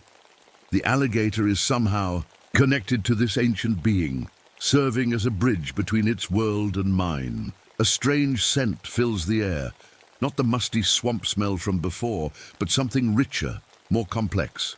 It shifts and changes as I breathe it in, telling a story through smell alone. I can sense the history of life on Earth in that scent, from the first cells to the complex web of life that exists today. The creature takes a cautious step forward, and I see now that it moves with a strange grace. Not like an animal crashing through the underbrush, but like water flowing over stones, natural, efficient, part of the environment rather than separate from it. I realize with sudden clarity that I can't separate this being from the swamp around us, the twisted trees, the spiral currents, the strange behavior of the animals. They're all connected. This creature doesn't just live in this ecosystem in some way I can't fully understand. It is the ecosystem, a living embodiment of this ancient place. Another step forward, and now it's close enough that I could touch it if I dared. I don't, but I hold my ground, feeling that to run would somehow break something important between us. The images in my mind grow stronger, more insistent. I see the swamp as it once was, rich with life and balance. I see it as it could be again, if given the chance to heal. And I see what will happen if the machines are allowed to continue their approach, not just the destruction of trees and water, but the end of something that has existed since before humans walked the earth. The creature raises one massive hand, 5 fingers, just like the footprints I saw, and points first to the nest in the clearing, then to me, a message without words, but crystal clear. Help us, protect what remains. And in that moment, as the sounds of destruction grow ever closer, I know I have to make a choice. The sound of engines grows louder. Time is running out. I look at the creature before me, then down at my backpack where my research is stored. All the data I've collected that would help EcoFuture know exactly where to build, where to drain, where to destroy. I can't stop them all by myself. I say, not sure if the creature can understand my words, but knowing it can sense my feelings. The being tilts its head slightly. The air around us seems to thicken, like the whole swamp is holding its breath, waiting for my decision. Old Pete the alligator watches from the water, his ancient eyes fixed on me. I feel the weight of millions of years pressing down on me. This isn't just about saving one animal or even one species. It's about whether humans have the right to erase something that has existed since before we did, something that might hold wisdom we can't even imagine. I make my choice. I pull out my tablet and open the files containing all my research data, maps of the swamp, water test results, wildlife tracking information, everything EcoFuture would need to efficiently tear this place apart. My finger hovers over the delete button. If I do this, my career is over, I whisper. The creature makes a sound, not threatening but sad, almost gentle. It points again to the nest in the clearing, and this time I walk toward it, drawn by a need to understand. As I get closer, I see what the nest contains. 3 large, leathery eggs nestled in a bed of strange plants I've never seen before. The last offspring of an ancient species, the last chance for this creature's kind to survive. In that moment, I understand everything. The creature isn't just trying to save itself, it's trying to save its children, to give them a chance at life in a world that has almost no room left for them. I press delete on my tablet, erasing weeks of research in an instant. Then I take out the memory cards from all my devices and drop them into the water, where they sink into the dark mud. "I'll help you," I say, looking back at the creature. "I don't know how, but I will." Suddenly, old Pete thrashes in the water, making distressed sounds. Through the trees, I see an orange glow. Fire. The clearing crews are burning their way in, not even waiting for proper permits. The smoke drifts through the trees, stinging my eyes and throat. The creature roars, a sound of rage and despair that shakes the very ground. It moves toward the fire, but I know what will happen if it confronts the workers directly. They'll shoot it, they'll kill it, and its kind will be gone forever. "No!" I shout, running to block its path. "Let me handle this. I know how these people think."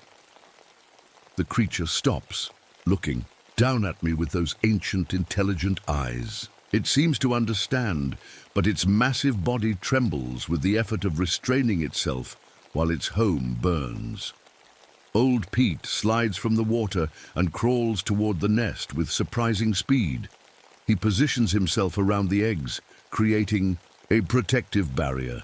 The creature touches my shoulder, the gentlest pressure from hands that could easily crush me, and more images flood my mind. But this time, they're not just pictures, they're knowledge, information about plants that can cure diseases we haven't found treatments for, about ways to live in balance with the natural world, about the history of our planet that no human has ever known. The creature is offering me everything it knows, all the wisdom gathered over millions of years in exchange for saving its children. I nod, understanding the responsibility being placed on me. "I'll protect them, I promise." The alligator makes a strange sound, almost a purr, as the creature moves toward him and places one massive hand on his rough head. Something passes between them, some silent communication. Then old Pete turns to me, his eyes now glowing with an intelligence that no alligator should have. The creature has somehow transferred part of its consciousness, its memories, to the alligator. But the effort has cost old Pete dearly. He trembles, then grows still, his body slumping around the eggs he was protecting. He has given his life to become the bridge between the ancient being's wisdom and my human mind. I kneel beside him, placing my hand on his rough skin, and knowledge floods into me, how to protect the eggs, where to take them to be safe, what they will need to survive. The last guardian has made me the new guardian. The creature looks at me one last time, and I feel its gratitude. Then it turns toward the approaching fire and the humans who bring it. "Wait," I call. "What are you going to do?" But I already know it will lead them away from the nest, away from its children. It will sacrifice itself if necessary to give me time to save its offspring. As the ancient being disappears into the trees, moving with surprising speed for its size, I carefully gather the eggs into my backpack. They're warm and seem to pulse with life. The sounds of confusion erupt from the direction of the fire. Shouts of surprise and fear as the workers encounter something they never expected to find. I use the distraction to slip away in the opposite direction, carrying the future of an ancient species on my back. 3 months later, I sit by a small pond in a remote part of the national forest that not even EcoFuture knows about. The eggs have hatched. 3 small creatures that look like miniature versions of their parent. They grow quickly, learning to swim and hunt and hide. My scientific papers now tell a different story, not about how to exploit the land, but about how to protect it. Most of my colleagues think I've lost my scientific objectivity. Some think I've lost my mind, but a few listen. At night, when the young creatures swim in the moonlight, I sometimes think I see a larger shadow moving at the edge of the trees. I can never be sure if it's really there or just my hope that their parent survived. But in my dreams, I still see through ancient eyes the earth as it once was, as it could be again. And I know that as long as these creatures survive, a piece of that ancient wisdom remains alive in our world. I am Dr. Jennifer Adams. I came to study nature, but instead, I became its guardian. And sometimes, when the moon is full and the air is heavy with the scent of ancient things, I swear, I can hear the Fook monster's call echoing across the swamp. Not a goodbye anymore, but a thank you. My name is Michael Brennan, and I should have died in the desert 3 years ago. Instead, I'm driving through Wisconsin in October, heading to a place called Kettle Moraine State Forest. The fog is so thick I can barely see the road. It reminds me of smoke from burning oil wells, the kind that made the sky black for weeks. I try to shake the memory, but it sticks like tar.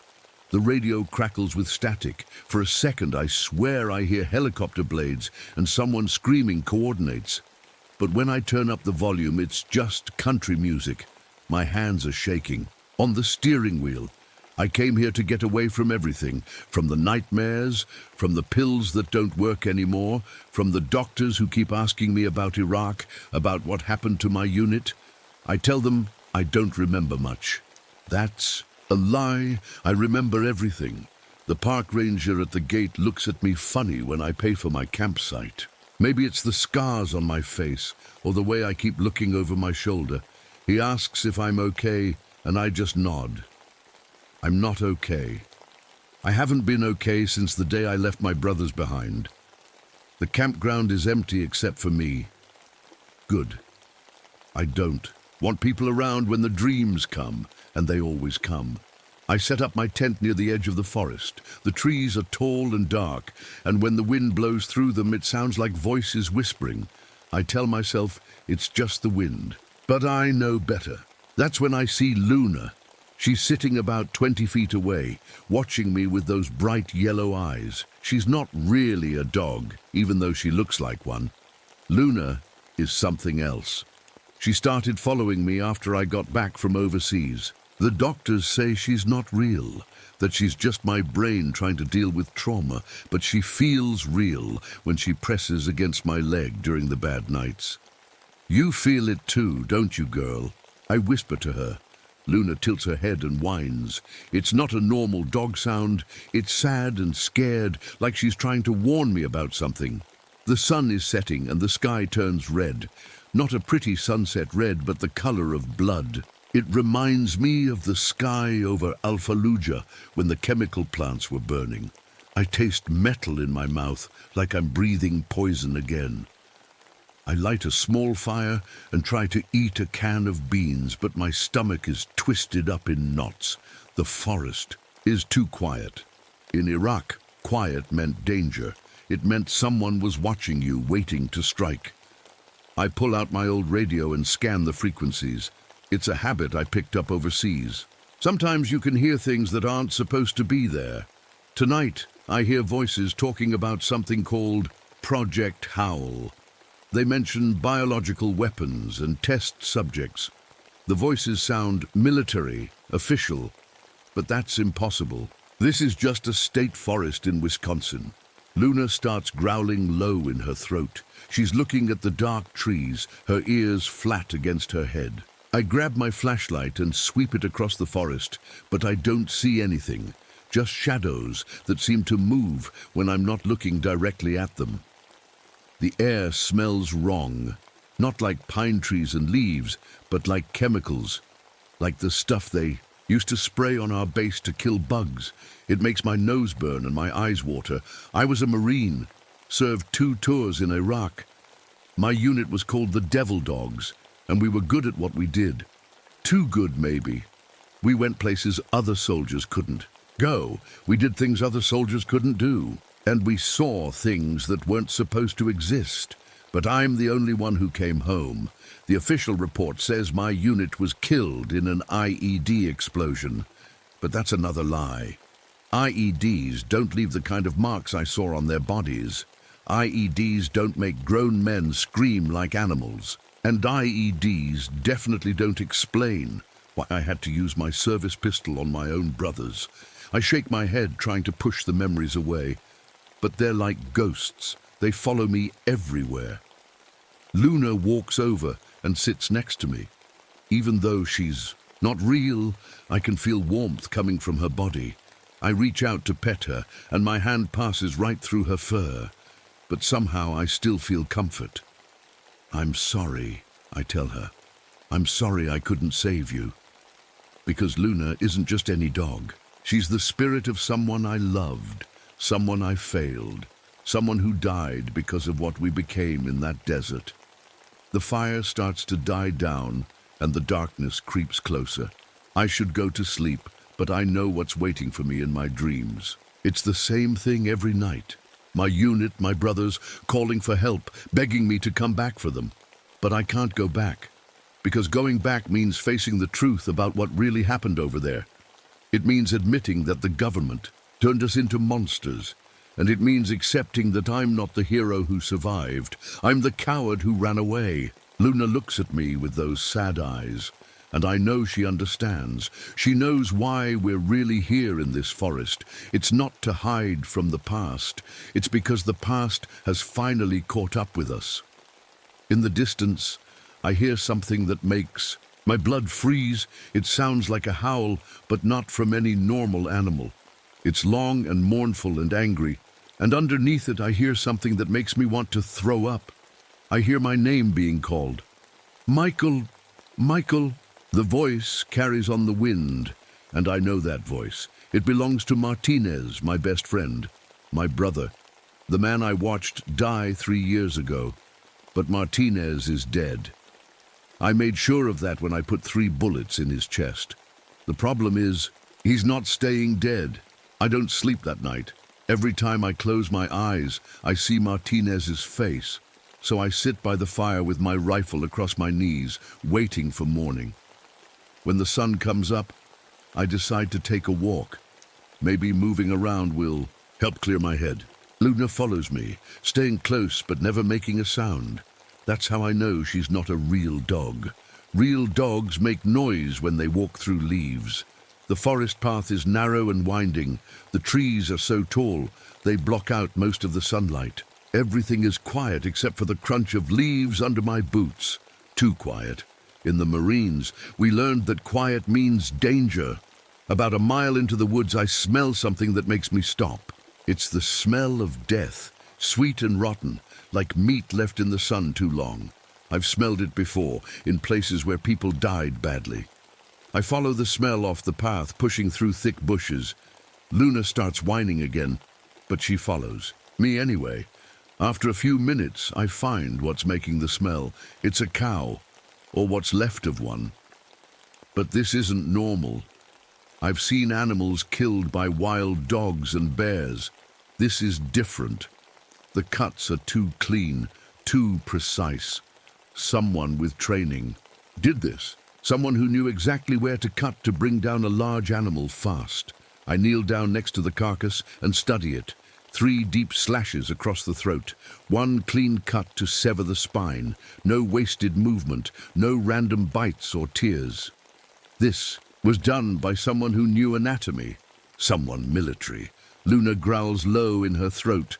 She's looking at the ground around the dead cow. I follow her gaze and see tracks in the soft dirt. They're not normal animal tracks. They're too big, too deep, and mixed in with the paw prints, I see something that makes my blood run cold. Boot prints, military boots, size 11. The same kind I wore in Iraq. I stand up slowly, my heart pounding. This doesn't make sense. What would a soldier be doing out here? And why would he be working with some kind of animal? I follow the tracks for about 50 yards. They lead to a small clearing where the grass is all trampled down. In the center of the clearing, there's a pile of bones, not cow bones. These are smaller, whiter, cleaner. I don't want to look closer, but I have to. When I do, I see they're not animal bones at all. They're arranged in a pattern, like a signal, like the markers we used to leave for other units in the field. Someone is trying to communicate, someone who knows military codes. I hear a sound behind me and spin around, raising my rifle, but it's just Luna, standing at the edge of the clearing. She's staring at something in the trees. When I look where she's looking, I see it too. A piece of fabric hanging from a branch. It's olive, Green, faded and torn. But I recognize it immediately. It's from a military uniform, a Marine uniform. My hands start shaking as I walk over to get it. The fabric is old, maybe 3 years old. There's a dark stain on it that looks like blood. And when I turn it over, I see something that makes me want to throw up. A name tag, partially torn, but still readable. Martinez, J. I drop the fabric like it's on fire. This is impossible. Martinez is dead. I saw him die. I helped bury what was left of him in that desert cemetery outside Baghdad. But the name tag is real. The blood is real. And somewhere in these woods, something is wearing Martinez's uniform. I back away from the tree, my rifle ready. Luna is pacing back and forth, whining. She can sense something wrong too, something dangerous. That's when I hear it, a sound that makes every hair on my body stand up. It's a howl, long and mournful. But it's not coming from one throat, it's coming from several, maybe 6 or 7 different voices, all howling together. And underneath the howls I hear something else. Something that makes me want to run. I hear words, human words, but twisted and wrong. They're calling my name. Michael, come home, Michael. The pack is waiting. The voices are coming from different directions. They're surrounding me. Whatever is out there, it's using tactics. It's coordinating. It's hunting me like we used to hunt insurgents in Iraq. I start moving back toward the path, keeping my rifle up. Luna stays close, but she's acting strange. She keeps looking over, her shoulder like she recognizes something. The howling gets closer. I can hear branches breaking as something big moves through the forest. Not just one something, multiple somethings, moving in formation. I reach the path and start jogging back toward my campsite, but I can hear them following me. They're not trying to hide anymore. They want me to know they're there. As I run, I remember something from Iraq, something I tried to forget. It was about 3 weeks before my unit disappeared. We were given some kind of shot, told it was a new vaccine. But the medic who gave it to us was nervous. He kept looking around like he was scared of something. After the shot, strange things started happening. We got stronger, faster. Our senses got sharper. We could see in the dark better than before. And sometimes, late at night, we could hear things that weren't there. The military doctors said it was normal, part of adapting to combat conditions. But I knew something was wrong when Rodriguez started growing extra teeth, when Johnson's fingernails turned black and sharp, when Martinez started howling in his sleep. That's when I requested leave. I told them my mother was sick, that I needed to go home. They approved it right away, like they were happy to get rid of me. 2 weeks later, I got word that my entire unit was dead. Killed in action, they said. Heroes, they said. But I knew the truth. The government had been using us as test subjects. They wanted to create super soldiers, and they didn't care what it cost. I reach my campsite just as the sun starts to set. The fire is still burning, but barely. I throw more wood on it and check my rifle. I have 3 full magazines, 90 rounds total. In Iraq, that would have been enough to handle most situations. But I'm not fighting normal enemies anymore. Luna sits next to me as the darkness falls. She's not growling anymore. She's just watching the trees, waiting. And I realize something that makes my stomach drop. She's not trying to protect me from what's coming. She's waiting for them to arrive. Because Luna isn't just any spirit. She's the spirit of someone from my unit, someone who died in that desert, someone who's been trying to bring me back to them ever since. In the distance, I hear footsteps, heavy, deliberate footsteps. The kind soldiers make when they're trying to be quiet, but can't quite manage it. They're coming for me. My brothers are coming home, and I'm not sure if I'm their target or their missing piece. The footsteps stop just outside the light from my fire. I can see shapes moving in the darkness between the trees. Big shapes, bigger than normal men. They're standing, perfectly still, like they're waiting for orders. I keep my rifle ready and try to stay calm. In Iraq, panic got people killed. I know you're out there. I call out. What do you want? A voice answers from the darkness. It's rough and deep, but I recognize it immediately. It's Martinez. Hello, Michael. It's been a long time. My hands start shaking. This can't be real. Martinez is dead. I saw him die. I buried him myself. You're dead, I say. I watched you die. Martinez laughs, but it doesn't sound human anymore. It sounds like an animal trying to remember how to laugh. Dead? No, brother. We're more alive than we've ever been. A shape steps into the firelight and my heart almost stops. It looks like Martinez, but wrong. He's taller than before, maybe 7 feet tall. His arms are too long, his fingers too sharp. His teeth are white and pointed like a wolf's. But his eyes are still the same brown eyes I remember from Iraq. Look at me, Michael. Really look at me.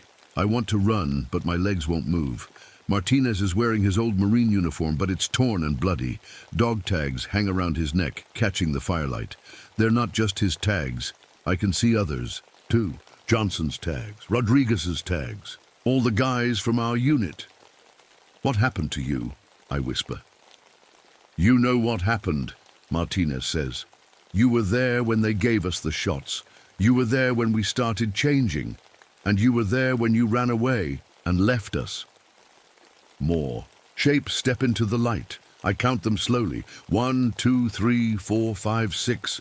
All of them used to be my brothers. All of them look like Martinez now. Bigger, stronger, but wrong. Their eyes glow yellow in the firelight like animals. Johnson waves at me with fingers that are too long. Rodriguez grins with too many teeth. They all look happy to see me, like we're having a reunion. We've been looking for you for 3 years, Martinez says. Do you know how hard it is to track someone across half the country? But we never gave up. We're Marines. We don't leave our brothers behind. But I left you behind, I say. The words taste bitter in my mouth. I got scared and I ran. Yes, you did. Martinez's voice is calm, not angry. But we understand. The change is frightening at first. We were scared too. But then we learned to embrace what we became. He gestures to the others. Look at us, Michael. We're stronger than any human. We're faster. We can see in the dark. We can smell fear from miles away. We're the perfect soldiers. You're monsters, I say. We're what they made us. Rodriguez speaks up. His voice sounds like gravel. The government wanted super soldiers. They got them. They just didn't expect us to keep our memories. They didn't expect us to stay together as a unit. Martinez nods. After you left, they tried to separate us, put us in different labs, study us like animals. But we escaped, all of us, together. And we've been free ever since. Free to do what? Kill cattle? Terrorize people? Free to be what we are, Johnson says. Free to hunt. Free to live without lies. I look at Luna, hoping she'll help me understand. But she's not growling or scared anymore. She's wagging her tail, looking at the creatures like they're old friends. That's when I realize the truth. Luna isn't trying to protect me from them. She's been leading me to them all along. Luna was Rodriguez's dog, I whisper. She died in the bombing outside Fallujah. Smart boy, Rodriguez says, reaching down to pet Luna. His hand passes right through her, but she acts like she can feel it. She's been our scout, helping us find you, keeping you safe until we could all be together again. I feel sick. Everything I thought I knew is wrong. Luna wasn't my guardian angel. She was bait. Why? I ask. Why did you come for me? Martinez steps closer. Because you're one of us, Michael. You got the same shots we did, the same DNA changes. The only difference is you ran away before the transformation finished. I'm not like you. I'm still human. Are you? Martinez tilts his head. When's the last time you slept through the night? When's the last time you couldn't smell someone's fear? When's the last time your wounds healed normally? I think about the cut on my hand from last week. It healed in 2 days. I think about how I can see perfectly in the dark now. How I always know when someone is lying because I can smell the chemicals their body makes when they're scared. The change is slow for some people, Johnson explains, but it always finishes eventually. Fighting it just makes it take longer. We can help you, Martinez says. We can teach you how to embrace what you're becoming, how to use your new abilities, how to be part of the pack again. Pack? That's what we are now. A pack, a family, brothers forever. Martinez spreads his arms wide. Join us, Michael. Complete the unit. Let us all be together again. I look around at their faces. Underneath all the changes, I can still see my friends, the guys I served with, the men I would have died for in Iraq. But I also remember the cattle, the clean cuts, the way they killed without mercy. What about innocent people? I ask. What about the cattle, the hikers who go missing? Casualties of war, Rodriguez says simply. We need to feed. We need to stay strong. And sometimes humans get too close to our territory. Territory. This whole forest is ours now, Martinez explains. We've claimed it, marked it. Any human who comes here uninvited becomes prey. You're talking about murder. We're talking about survival, Johnson says. The government made us into weapons. Now we use those weapons to stay alive and stay free. Martinez takes another step closer. You have a choice, Michael. Join us willingly, and we'll teach you everything. Help you control the change. Show you how to hunt properly. And if I don't, Martinez's smile shows all his sharp teeth, then the change will happen anyway, but it will be painful, violent, and you'll be alone when it does. I look at my rifle. 90 rounds, 7 targets. Even if I could kill them all, would that solve anything? Would that bring back the people they've killed? Think about it, Martinez says. We have all night, but decide soon. The moon is getting full, and that makes the change stronger. More. Urgent. He gestures to the others, and they melt back into the darkness. Only their glowing eyes remain visible, watching me from the trees. We'll be close, Martinez's voice drifts from the shadows. When you're ready to come home, just call. Our names, we'll hear you. I'm alone by the fire again, except for Luna. She's still sitting there, looking at me with those sad yellow eyes. Some guardian you turned out to be, I tell her.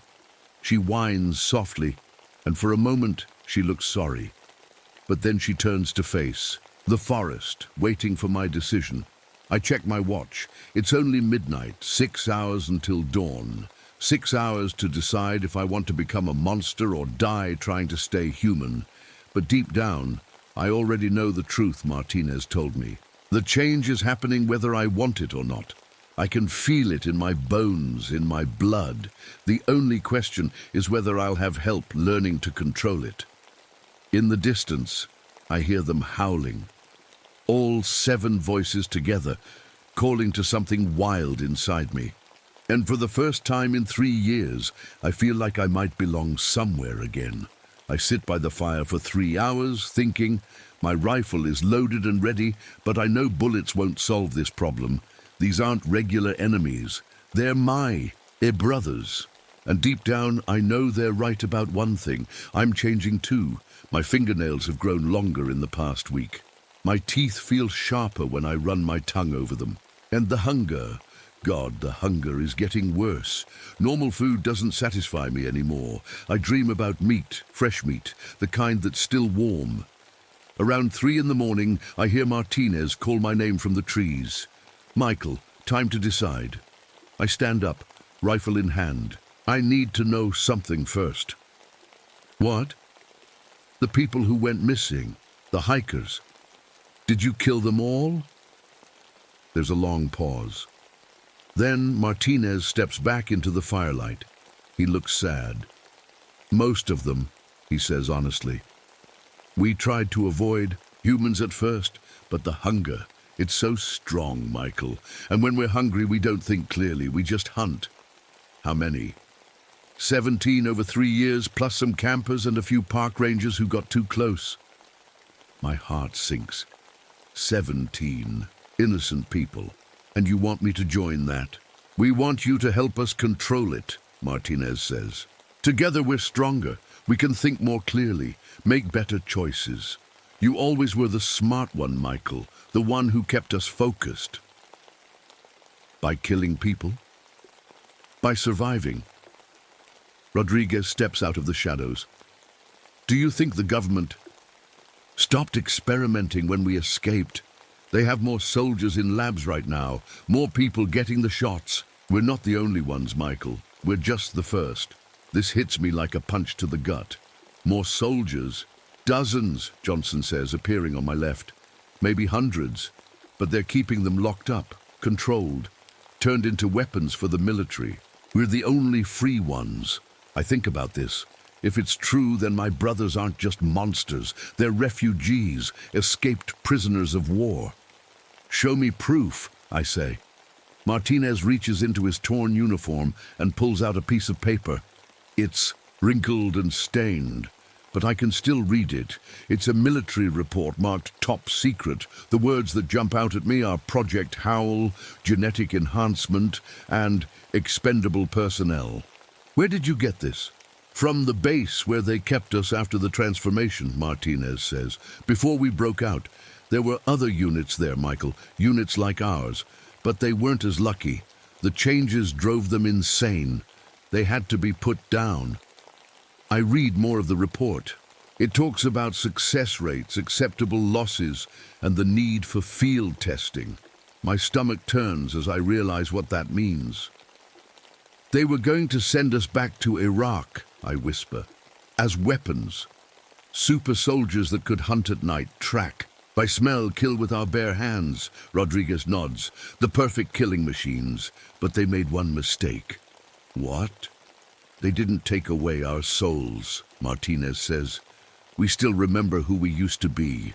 We still care about each other. That's why we stayed together. That's why we came for you. I look around at all of them. In the firelight, I can see past the changes to the men I used to know. Martinez, who always shared his candy with everyone. Johnson, who carried pictures of his little sister. Rodriguez, who taught me Spanish curse words. They're still in there somewhere, but so are the monsters. What about the hunger? I ask. What about the killing? It gets easier to control, Martinez says. When you're not fighting it, when you accept what you are. The hunger is just part of us now, like being thirsty or tired. But people die. People die in war too, Johnson says. We didn't choose this, Michael, but we're making the best of it. I feel something changing inside me as we talk. My heart is beating faster. My skin feels hot. I look down at my hands and see that my fingernails have grown another inch in the past few minutes.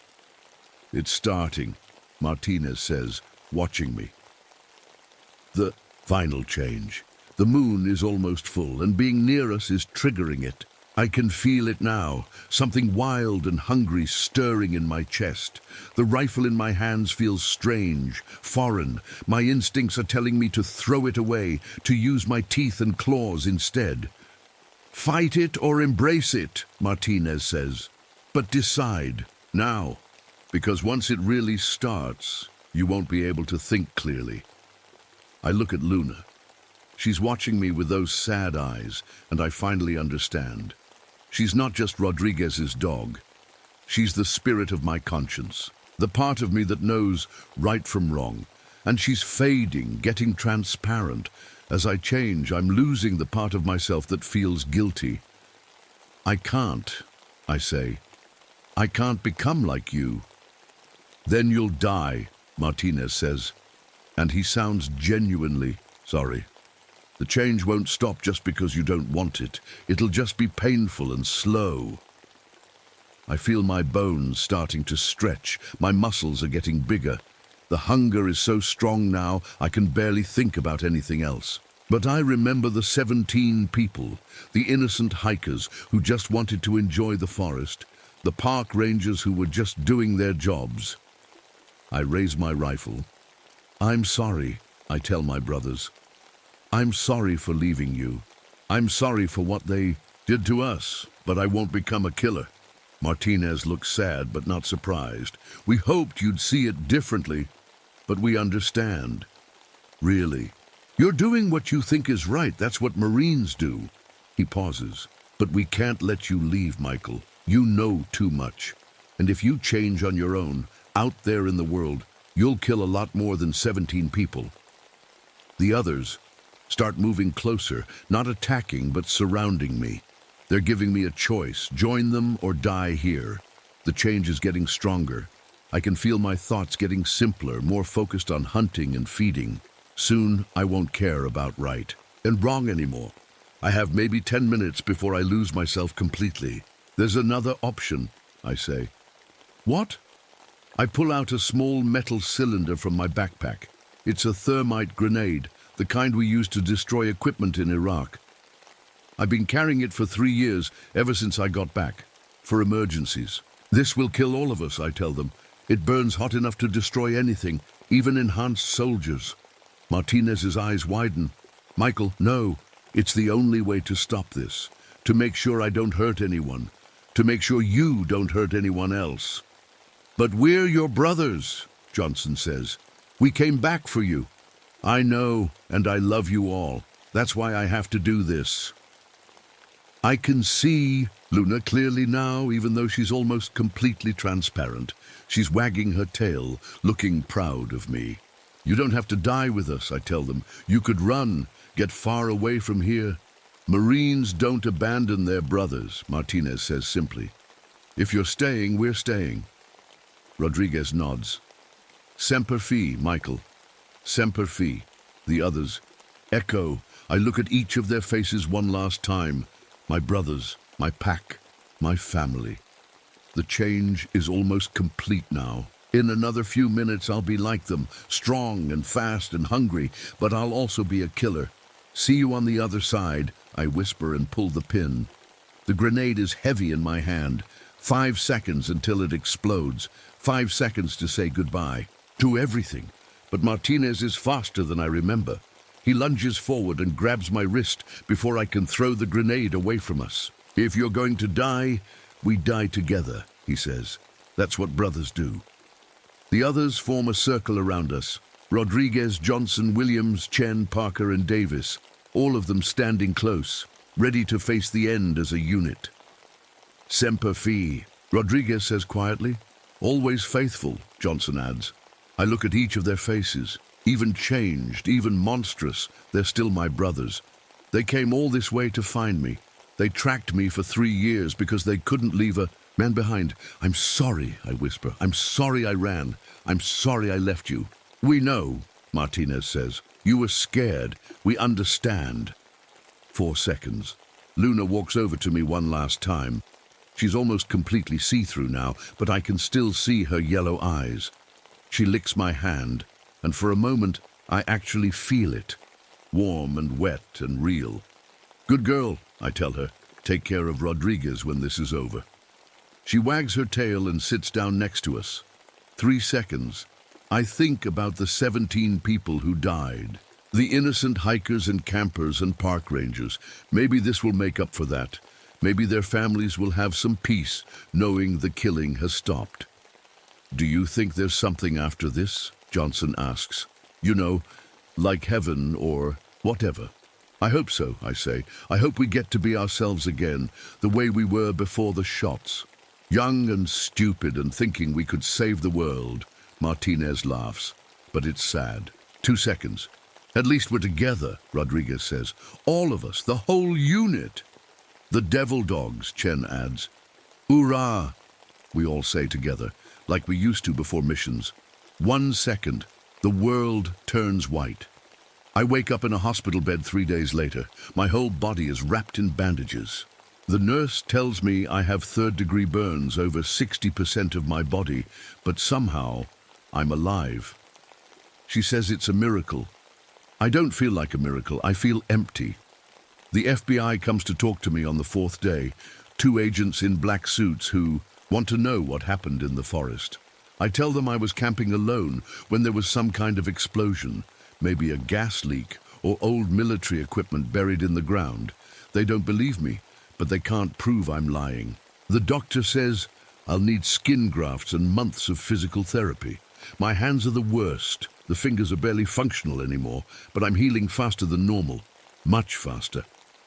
On the 7th day, I realized the change didn't stop. The explosion slowed it down, maybe. But it's still happening. My burned skin is growing back wrong, tougher, thicker. My teeth are getting sharper every day. And the hunger is coming back. But something else is different too. I can feel them sometimes, my brothers, not their bodies. Those were destroyed in the blast. But something deeper. Their voices in my head, quiet and distant. We're still here. Martinez whispers in my dreams. We're still together. The nurses think I'm talking to myself when I whisper back to them. They increase my pain medication and suggest therapy for trauma. But I know the truth. Death didn't separate us. It just changed where we are. 2 months later, I'm discharged from the hospital. My skin is pale and scarred, but functional. I can walk and use my hands, though they're stiff and clumsy. The official report says the explosion was caused by old military ordnance left over from training exercises in the 1940s. 7 bodies were found. Too damaged to identify, but presumed to be illegal campers who triggered the device. The families of the missing hikers get closure. The case is officially closed. I move to a small town in Montana, far from any forests or parks. I get a job at a hardware store and try to live quietly. I take pills to help me sleep and see a therapist twice a week, but the hunger is getting stronger. At first, I can satisfy it with raw meat from the butcher shop, beef and pork, eaten bloody and cold. The butcher thinks I'm on some kind of weird diet, but he doesn't ask questions. Then I need fresher meat.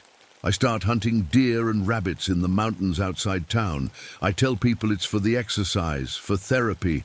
They think it's good that I'm getting active again, but the animals aren't enough anymore. 6 months. After the explosion, I'm sitting in my small apartment when I hear Martinez's voice clearly for the first time since the hospital.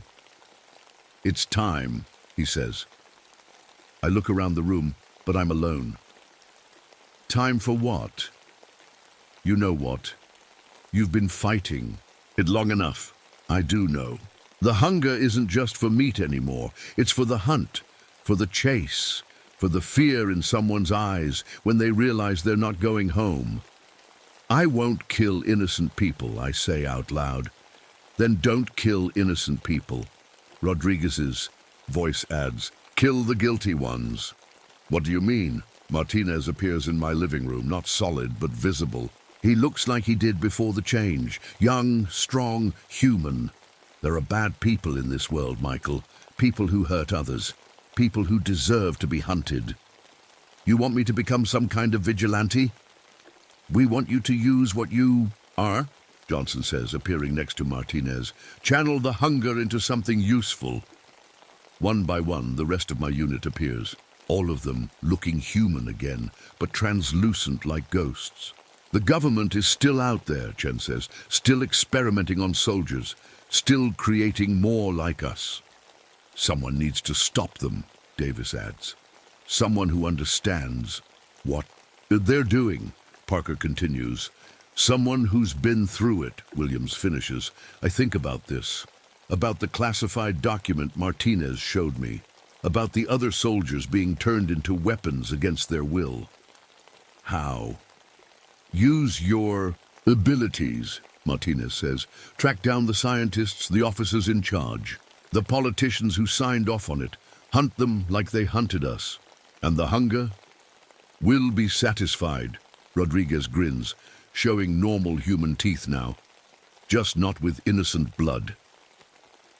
I stand up and walk to my window. The town is quiet and peaceful below.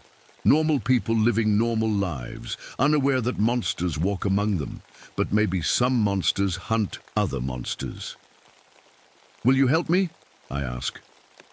Always, Martinez says. We're Marines. We don't leave our brothers behind. The others nod in agreement. I look at my reflection in the window glass. My scars are fading, my body getting stronger. The change is almost complete now. Soon I'll be like they were, enhanced, deadly, hungry. But I'll still be me. Still have my conscience. Still remember right from wrong. Semper Fi, I whisper. Semper Fi, 7 voices whisper back. Outside, the moon is getting full again, and somewhere in the distance, I can smell fear. The kind of fear that comes from people who have something to hide, something worth hunting for. I grab my jacket and head for the door. The war isn't over, it's just beginning. My name is Frank Whitmore. I've been a ranger at Adirondack State Park for almost 15 years now. This morning started like any other October day. Misty, cool, with that special kind of quiet that settles over the forest when autumn really takes hold. But something felt wrong from the moment I stepped out of my cabin. The mist hung low between the trees, thick enough that I could barely see 20 feet ahead. The maple and oak leaves burned bright red and gold in what little sunlight broke through. Beautiful, sure, but something about it made my skin crawl. Grandpa used to say this section of the park sits on an old native burial ground. I never believed those stories until today. I whistled for Max, my German shepherd, and he came bounding through the fog.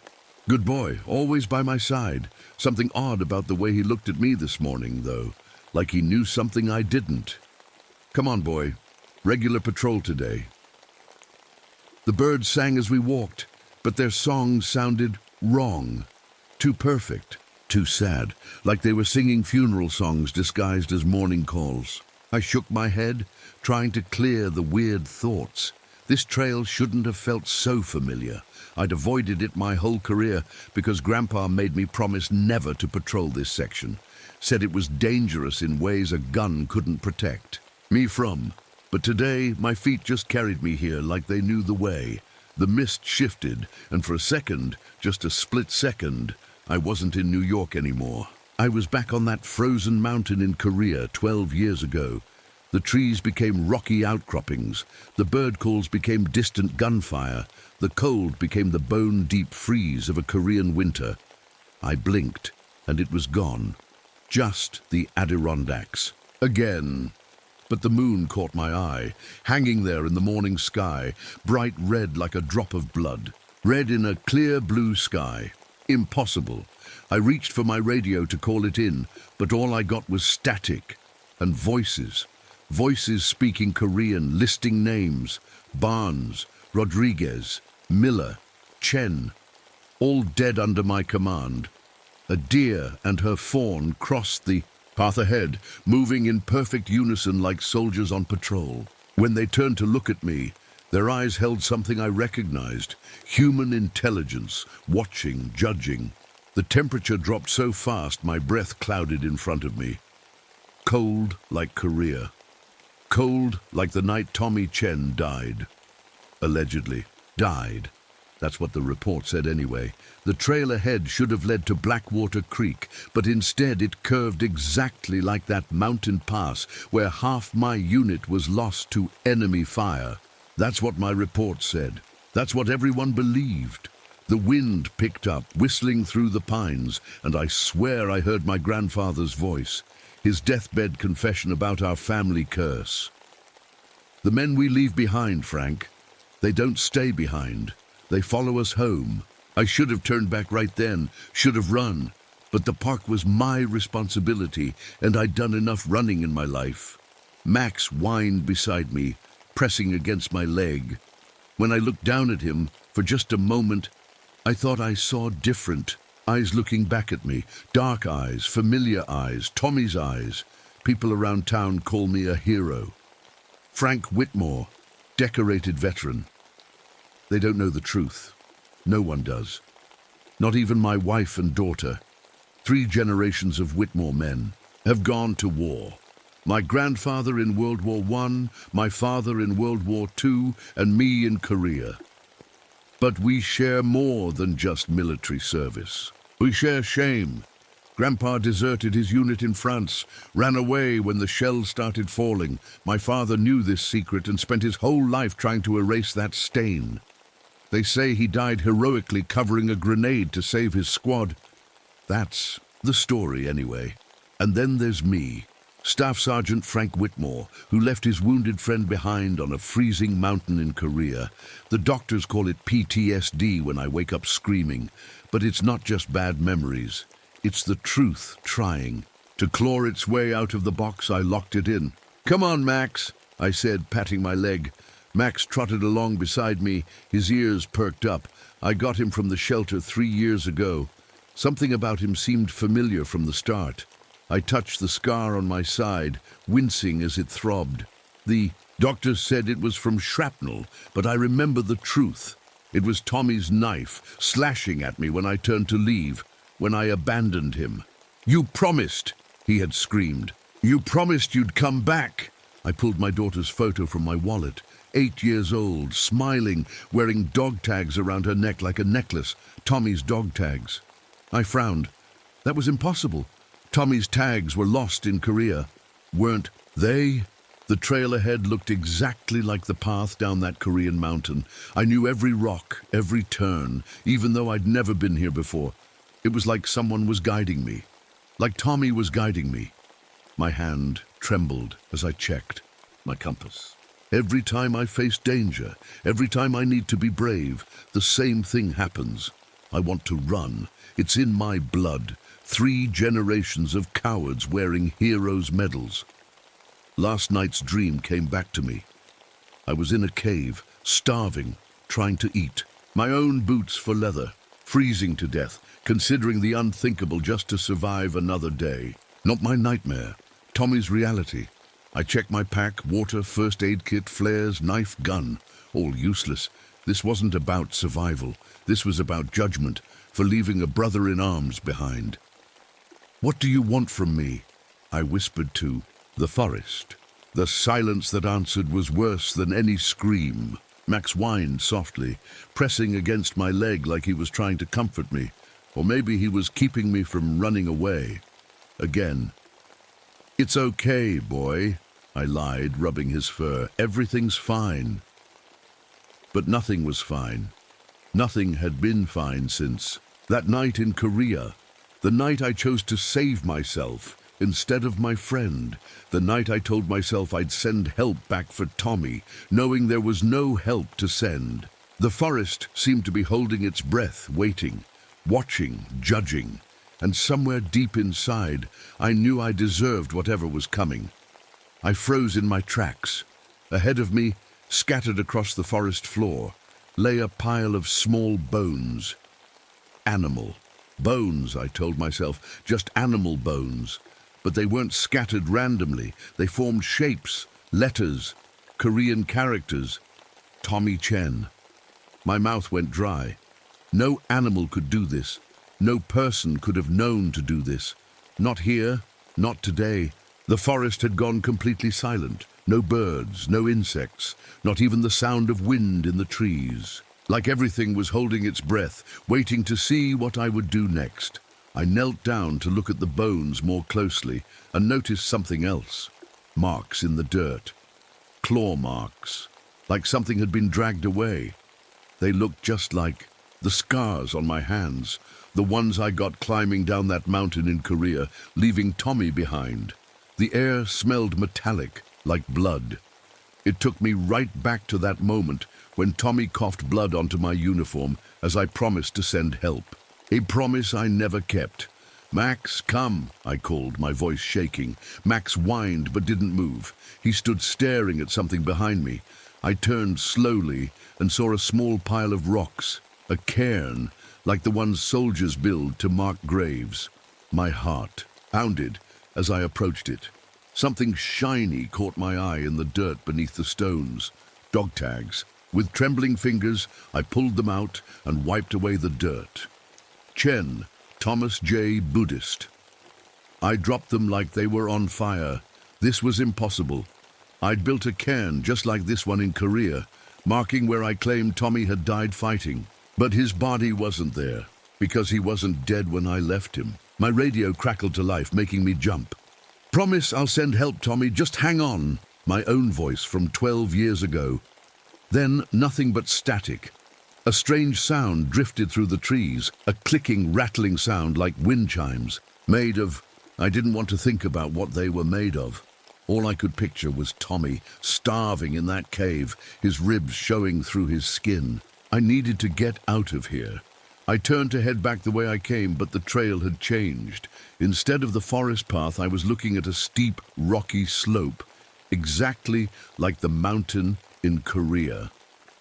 "This isn't real," I whispered, but even I didn't believe it. I spun around trying to find the right path, but every direction looked like Korea now. The trees were gone, just rocks and snow, and the biting cold of a Korean winter. Max barked once, sharply. When I looked at him, I nearly fell over. His eyes weren't dog eyes anymore. They were human, dark brown, accusing. Tommy's eyes. "You're not real," I said, backing away from my own dog. "None of this is real." Max, or whatever he was, just stared at me. Then he spoke in Tommy's voice. "Why did you leave me, Frank?" "I ran. I'm not proud of it, but I ran. Just like my grandfather in France, just like I did in Korea. I ran because that's what Whitmores do when things get tough. We run, and then we lie about it. But you can't outrun a ghost, and you definitely can't outrun your own guilt." The trees seemed to reach for me as I ran, branches clawing at my clothes like bony fingers. The ground shifted under my feet, sometimes forest floor, sometimes rocky Korean mountainside. I had no idea where I was going. All I knew was that I had to get away. But with every step, I felt less like I was running from something and more like I was running toward something that had been waiting 12 long years for me to arrive. I ran until my lungs burned and my legs gave out, collapsing. Against a tree, I gasped for air, the cold making each breath painful. When I finally looked up, I saw the fire tower on the hill ahead. Safety, radio, help. But something moved in the shadows beneath it. Something tall and thin. At first, I thought it was just a deer standing on its hind legs, but deer don't stand that way. And they don't have arms that hang down to their knees, and they definitely don't walk toward you with a broken, limping gait that looks almost human. "Tommy," I whispered. The thing stopped. Its head tilted like it was listening. Even from this distance, I could see it wasn't right. Too tall, too thin, like someone who had starved for months, their body stretching as muscle and fat disappeared, leaving only skin and bone. "Frank." The voice sounded like stones grinding together, but I recognized it. How could I not? I'd heard it in my nightmares for 12 years. "You came back." It stepped into a shaft of sunlight, and I had to bite my hand to keep from screaming. It was Tommy, but not Tommy. His uniform hung in tatters on his skeletal frame. His skin was pulled tight over his bones, yellowed and cracked like old paper. His teeth were long and yellow from gnawing on roots and bark and other things. But his eyes... God, his eyes were the same, dark brown, intelligent, sad. "You promised you'd come back," he said, his voice changing, becoming clearer, becoming the voice of the young man I'd left behind. "You promised, Frank." I couldn't move, couldn't run, couldn't even speak. I waited, Tommy continued, taking another step toward me. I waited so long. I got so hungry, Frank, so hungry. My hand went to my gun, but what good would a gun do against whatever this was?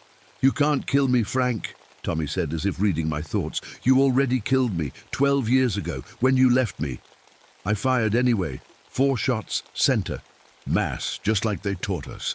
The bullets passed right through him, like he was made of smoke. He didn't even flinch. "I watched you climb down the mountain," he said, his voice now a mix of anger and terrible sadness. "I called your name until my voice gave out. I waited for help that never came." He reached into his tattered pocket and pulled something out. My old harmonica, the one I'd given him for luck. "I played this," he said, Played it hoping someone would hear. Played it until my lips bled and my lungs couldn't push enough air. He put it to his cracked lips and blew a single mournful note that seemed to echo through the entire forest. The world around us shifted again. The fire tower disappeared. The forest disappeared. We were back in Korea on that mountain, snow falling gently around us. "Do you remember this place, Frank?" Tommy asked, gesturing around us. "This is where you left me to die." I couldn't deny it anymore. Couldn't hide behind the lies I'd told myself and everyone else for 12 years. I was afraid, I admitted, my voice barely a whisper. I was a coward. "Yes," Tommy said, "you were, and I paid the price." He was closer now, close enough that I could smell him. A terrible mix of decay and frozen earth and something metallic, blood. "I got so hungry," he repeated. "Do you know what that's like, Frank? To be so hungry that you consider the unthinkable? To be so cold that death seems warm?" I shook my head, tears freezing on my cheeks. "Let me show you," Tommy said, reaching for me with impossibly long fingers. When he touched my forehead, it all flooded in. The pain, the cold, the hunger, the abandonment, the desperate hope that faded a little more each day. The final realization that no one was coming, that I had been left to die, that the man I thought was my brother-in-arms had chosen to save himself. "I'm sorry," I sobbed. "God, Tommy, I'm so sorry." "Sorry isn't enough," Tommy said. "Not anymore." He pointed toward the top of the hill, where the fire tower had reappeared. But it wasn't a fire tower anymore. It was the mouth of a cave. The cave where Tommy had died. "It's time to finish this," he said. "Time for judgment." Max appeared, beside Tommy, looking at me with those same accusing eyes. Together, they turned and walked toward the cave, clearly expecting me to follow. And God help me, I did. The climb up to the fire tower was the hardest thing I'd ever done. Each step felt like walking through concrete. My legs ached and my lungs burned in the cold air. But this time, I didn't turn back. I couldn't. Tommy and Max walked ahead of me, their forms sometimes shifting. One moment a man and a dog, the next moment something else entirely, something ancient and hungry. When we reached the tower, it wasn't a tower anymore. It was the cave from my nightmares. The cave where Tommy had waited for help that never came. "Welcome home, Frank," Tommy said, his voice echoing inside the dark opening. I stepped inside, and the world changed again. The metal steps of the fire tower became the rocky floor of the cave. The walls closed in around me, dripping with ice. A small fire burned in the center, giving off almost no heat. "This is where I lived," Tommy said, gesturing around the small space. "This is where I died." The cave walls were covered with tally. Marks, hundreds of them, scratched into the stone. Days, weeks, months. I kept track, Tommy explained, seeing me stare at the marks. I thought, surely they'll come tomorrow, but tomorrow became next week, then next month. A sudden tremor shook the cave, rocks falling from the ceiling. No, not rocks, parts of the fire tower. The worlds were colliding, breaking apart. "Your tower is falling, Frank," Tommy said, "just like the lies you built your life on." My stomach cramped suddenly, a pain so intense I fell to my knees. My mouth was dry, my lips cracked. I was starving. "Hungry?" Tommy asked. I was hungry too, so hungry I chewed the leather off my boots, so hungry I ate insects, so hungry I considered other food. The pain intensified. My skin felt tight, shrinking against my bones. I was experiencing what Tommy had felt, his slow, agonizing death. "Cold?" he asked as shivers racked my body. I was cold too, so cold I couldn't feel my fingers or toes, so cold I prayed for death. I curled into a ball, trying to escape the pain, the cold, the hunger, but there was no escape. "Afraid," Tommy whispered, kneeling beside me. I was afraid too, afraid of dying alone. Afraid no one would ever know what happened to me. Afraid my family would think I died a hero when really I was just abandoned. I'm sorry, I sobbed, the words tearing from my throat. I was a coward. I was scared. I told myself I'd send help, but I knew there was no help to send. I knew you'd die up there. Yes, Tommy said, you knew. Another tremor shook the cave. Larger pieces of the fire tower crashed down around us. Reality was breaking apart. The tower's collapsing, Tommy said, just like that mountain did when you ran away. You have a choice now, Frank. He pointed to the cave entrance, which was still clear. An escape route. You can run again, save yourself, or you can stay. Face what's coming, face what I faced. Max sat beside Tommy, watching me with those knowing eyes. I understood now. This was my test, my judgment. Run and save myself like I'd done in Korea, or stay and face death alongside my friend. Run and remain cursed. Stay and find redemption. The tower groaned above us, metal twisting. More debris fell. The exit would be blocked soon. My legs itched to run. 3 generations of cowards. It was in my blood to flee, to save myself at any cost. What's it going to be, Frank? Tommy asked. Are you going to leave me again? I looked at the exit, then at Tommy, at the friend I'd betrayed. I thought about my grandfather, my father, the curse of cowardice that had followed our family for 3 generations. I thought about my daughter wearing those dog tags. Would she inherit our shame too? No. It ended here, with me. I'm staying, I said, my voice steady for the first time all day. I won't leave you again, Tommy. Not this time. Tommy's face changed. The hunger in his eyes faded. The terrible, stretched features softened. You sure? He asked, sounding like the young soldier I'd once known. Because once this comes down, there's no going back. I'm sure, I said. I should have stayed with you then. I can at least stay with you now. The tower gave one final terrible groan. The roof began to cave in. I closed my eyes, waiting for the end. But instead of pain, I felt arms around me. Human arms. Tommy was holding me, but not the monster he'd become. The friend he'd once been. That's all I wanted, he whispered. For you to make the right choice, just once. Dean, the world exploded in noise and pain and darkness. I don't know how long I was unconscious. When I opened my eyes, sunlight was filtering through the collapsed remains of the fire tower. My body ached, but I was alive. Somehow. Hello, I called, weakly. Tommy? No answer, just the quiet sounds of the forest. A bark caught my attention. Max was outside the ruins, barking frantically. But it wasn't the same Max. His eyes were just dog eyes now, kind, loyal, normal. I crawled toward him, pushing aside twisted metal and splintered wood. When I finally made it out, Max licked my face, tail wagging like crazy. Good boy, I whispered, hugging him close. In the distance I heard voices, search and rescue. Someone must have noticed the tower collapse. Over here, a man's voice called. I found him, and there's someone else too.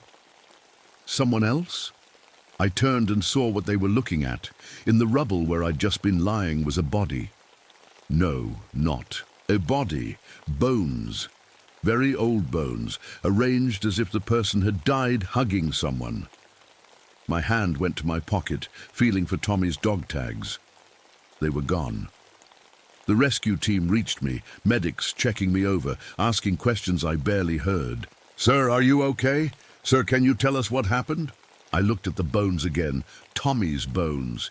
He'd been here all along, waiting for me to make the right choice.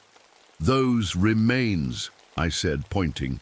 They need to be treated with respect. He was a soldier, a hero. We'll take care of it, sir, one of the rescuers promised, but we need to get you to a hospital first. As they lifted me onto a stretcher, I saw my daughter running toward me, my wife close behind her. "Daddy," she cried, reaching for my hand. "You're okay." I squeezed her small fingers, noticing she wasn't wearing the dog tags anymore. "Where are your tags, sweetheart?" I asked. She looked confused. "What tags, Daddy?" Of course, they had never been real, just like so much of what I'd experienced. But the bones were real. Tommy was real, and the choice I'd made was real. 3 months later, I stood with my family at Arlington National Cemetery. Tommy's remains had been identified and given a proper military burial with full honors. The official report said he died heroically in combat. Close enough to the truth. As the honor guard folded the flag, I felt a weight lift from my shoulders. From my family line, the curse was broken. My daughter stood straight and tall beside me, her hand in mine. No sign of fear, no shadow of shame. Just pride for the uncle she'd never known, but would always honor. "The men we leave behind follow us home," my grandfather had said. He was right. But sometimes, if we're brave enough to face them, they also show us the way forward. I never returned to that part of the Adirondacks. Never needed to. Whatever had been waiting for me there had found me, and I had finally done the right thing. Sometimes at night, I still dream of Korea, of that mountain, of Tommy, but the dreams aren't nightmares anymore, just memories, sad ones, but memories I can live with now. Max sleeps at the foot of my bed, just a dog again, a good dog, my loyal companion.